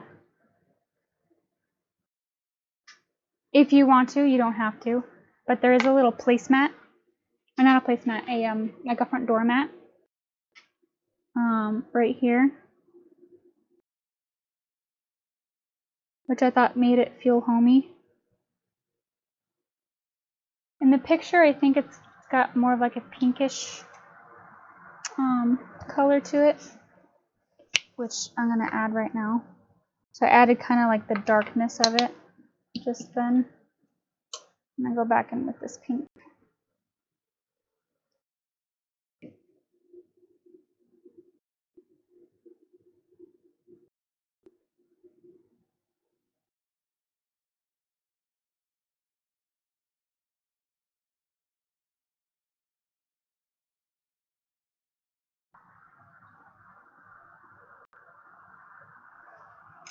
Okay, now we get to do the fun part. Are you ready? Go ahead and grab your Q-tips. You'll need green. If you have like a dark green,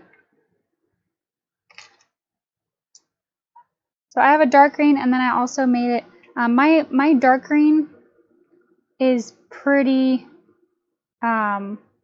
translucent. So first I mix it with black, and then for the lighter part, I mix it with a little bit of white. So that is what I do. Depending on your color, I have grass green. It's from Hobby Lobby. If you have a lighter green, you might not need to do this. You might not need to add white to it. So it's totally up to you. Where did my white go? Oh, it's laying down. It's hiding from me.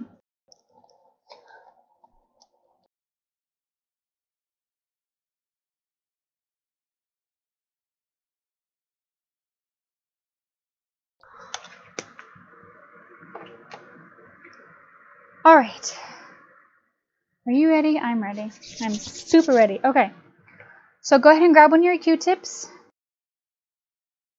Q-tip bundles. And we're just going to start. So you're going to start with your darkest color first. So kind of your dark, I have like a blackish green color. And I'm just going to start up here in the corner because that's honestly where the darkest color is going to be. Look at that. This is going to be so fun. This is my favorite part of this part. And I would just suggest to cover just this whole part of your canvas. Maybe not the whole part.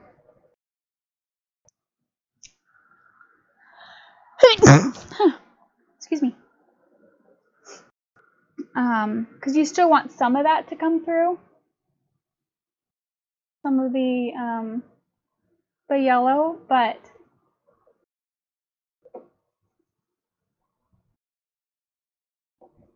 we want this tree to be full, right? Once you start coming down to this part, this is where you can start kind of following more of those branches that we made. And I'm still using the darkest green that I have.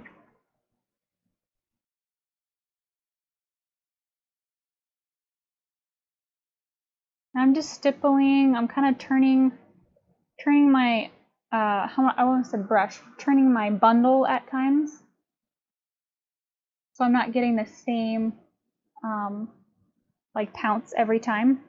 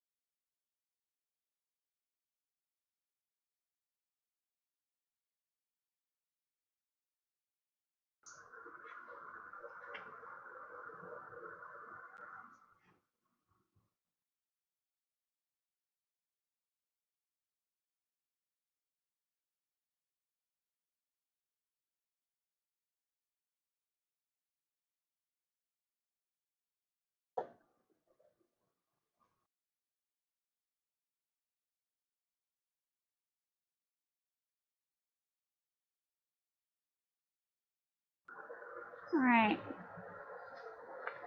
Again, you can add as much of this as you want. You can fill in this whole area.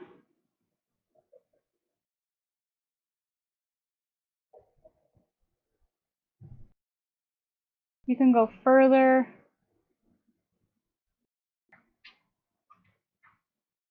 Than the little things that you already created.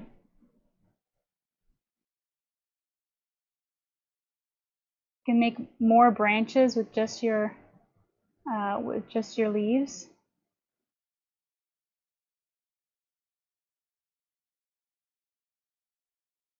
And if you wanted to, you could always come back and add little branches. I don't think it's really necessary, but you totally could. And then before you're done with the green, you're going to go ahead and stamp some of these down here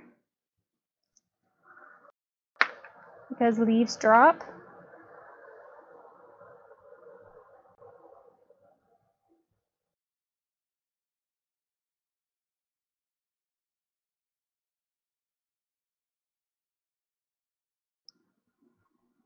And then you can always come back in here with a lighter green and add a little bit of dimension if you want to. You don't have to.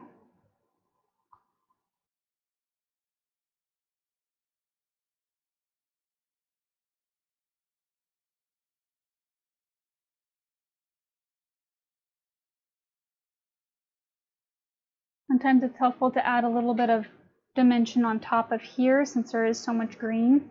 But again, that's totally your choice and it's not necessary. Oh, I missed most of it. Will there be a recording? Yes, Jocelyn, there will be a recording. This saves directly to my Facebook videos, and then on Wednesday, it'll get posted to my YouTube channel. So if you miss it on my Facebook, no worries. You can just head on over to my YouTube, and then that's where I'm storing all of my past classes now. So all the ones currently on Facebook are going to stay because I was painting other people's work, and I don't want to move those to YouTube. But now that I'm painting my own work and my own paintings, everything that I create will go onto my YouTube channel. So, and if that is in the link tree / Samantha Anderson Artist, that should be one of the first 4 or 5 links is my YouTube channel. So yeah, that's where that will be archived. Okay. Okay. So I told you that was really quick. Yes, of course. Thank you for asking. I think I want a little bit more. I think I want a little bit more green. Just a little bit.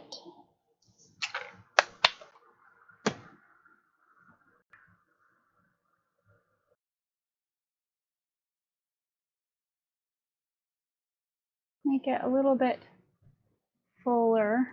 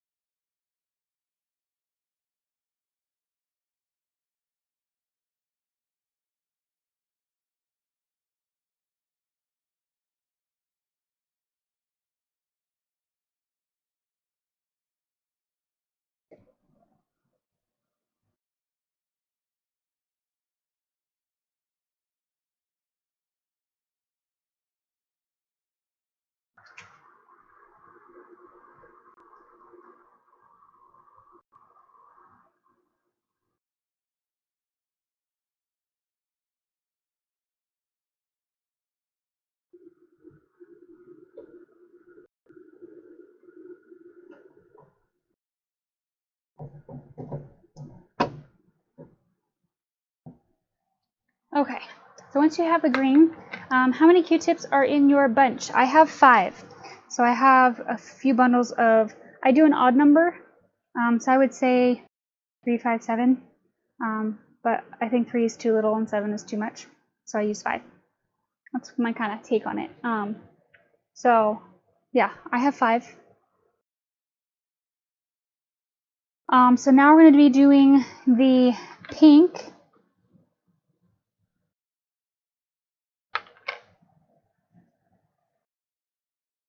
And we're pretty much done with brushes, so make sure that your brushes are all rinsed out. One of mine was not rinsed out, and it's kind of crusty. So make sure that you rinse out all your brushes right now.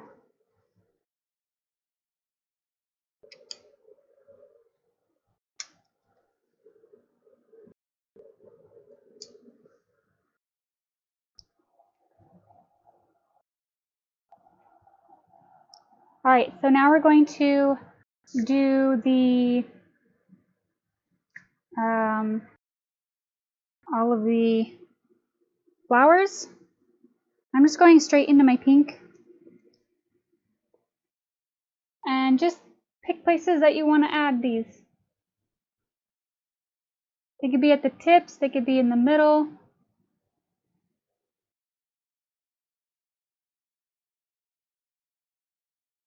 If they're a little bit dark right now, that's okay. We're going to come back over with some pink and white.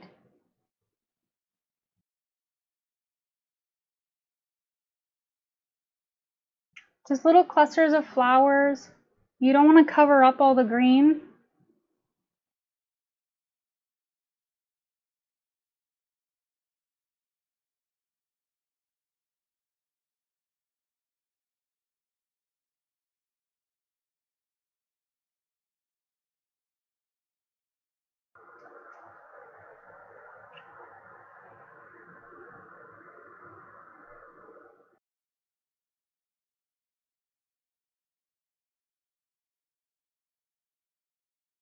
So once you're done just putting in some of these clusters, you're going to get your pink and white, mix that up,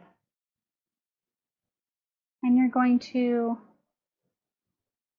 kind of go on top of your pink clusters. It doesn't have to be all of them, maybe just the ones that are in the sun.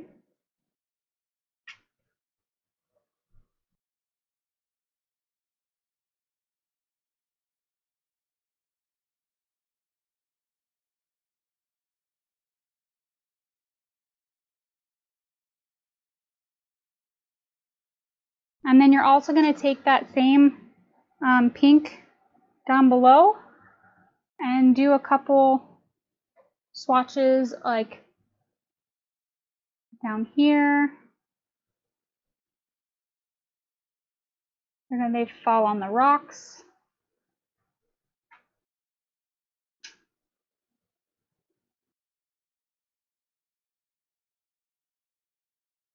Where the wind sweeps them up into the corners.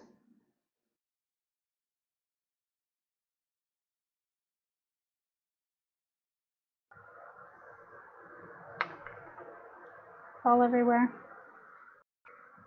Once you put your white on there a little bit, you can actually go back in with your bright pink on top of that, and because you have that white base, it will actually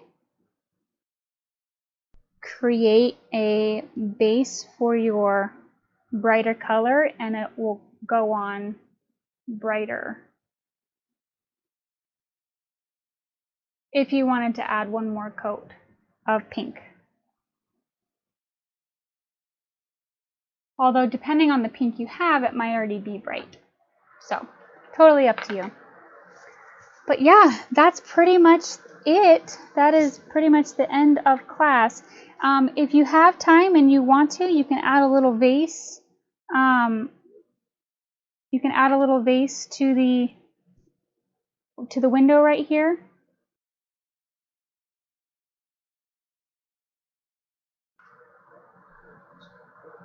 Which it doesn't take that long. I'll do that right now.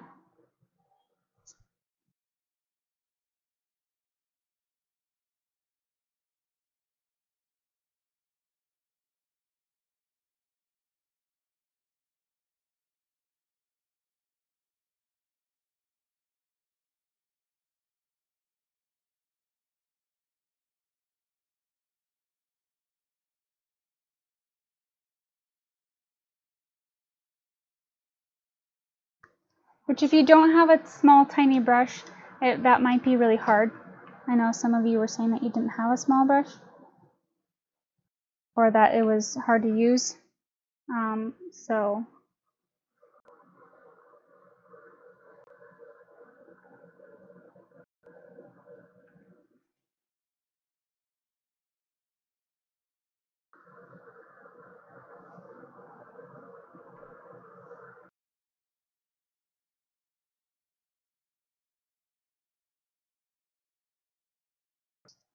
alright. That's my little daisy.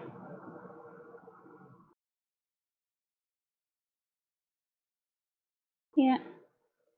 just a little tiny thing. But yeah, that's pretty much it. You can add as much detail to this as you want. It's totally up to you. You could probably spend another, 40 minutes just on the, what am I trying to say? On the tree, just because.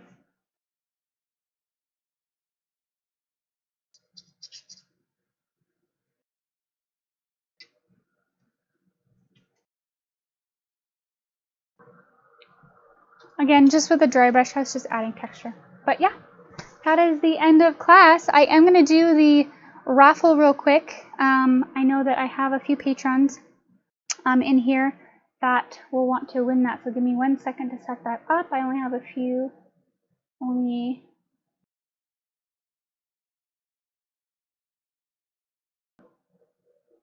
So at the first class of the month, let me just kind of explain. At the first class of every month, I do just a little giveaway to thank my patrons for being here and supporting me. So that's what this is, and they get to, I'll send out a little gift for them. So let me just go ahead. Okay, here we go, and go. And it is Betty! Yay! Betty Curtis. Okay, so Betty, I don't know if you're watching, but you are this month's winner, and you will get either a 12-color acrylics paint set, a paintbrush kit, the one that I'm using currently, or the 24-sheet canvas paper. So yeah, I will go ahead and send you a message and let you know that you won if you're not watching. And yeah, congratulations. For everyone else, don't forget to sign your masterpiece. I'm gonna go ahead and sign it in the corner. This is my SLA, my initials. And then for everyone else, please take a picture of your, yes, somebody's pointed out that the picture is brighter yellow. I did change up the colors a little bit, but also my camera isn't the best, and it does kind of, it tones down some of the colors. So the colors aren't exact, but I did change the colors. So yeah, take a picture. I'm going to take a picture of me with my painting right now, and I'm going to go to the event, which is, it should be in the description of this post and of the YouTube video. And if you paint with me, you can take a picture. You don't have to be in it or anything, just your photo of your painting. And in that event, I'm going to be posting a picture of me with mine, and in that comment thread, you can share your work. So it's almost like at the end of the class, we take a picture with everybody and everybody sees their paintings. So it's one of my favorite things, so don't skip out on that. If you painted along, head on over there. I'm going to post mine shortly, and we'll see you in a couple weeks. Bye!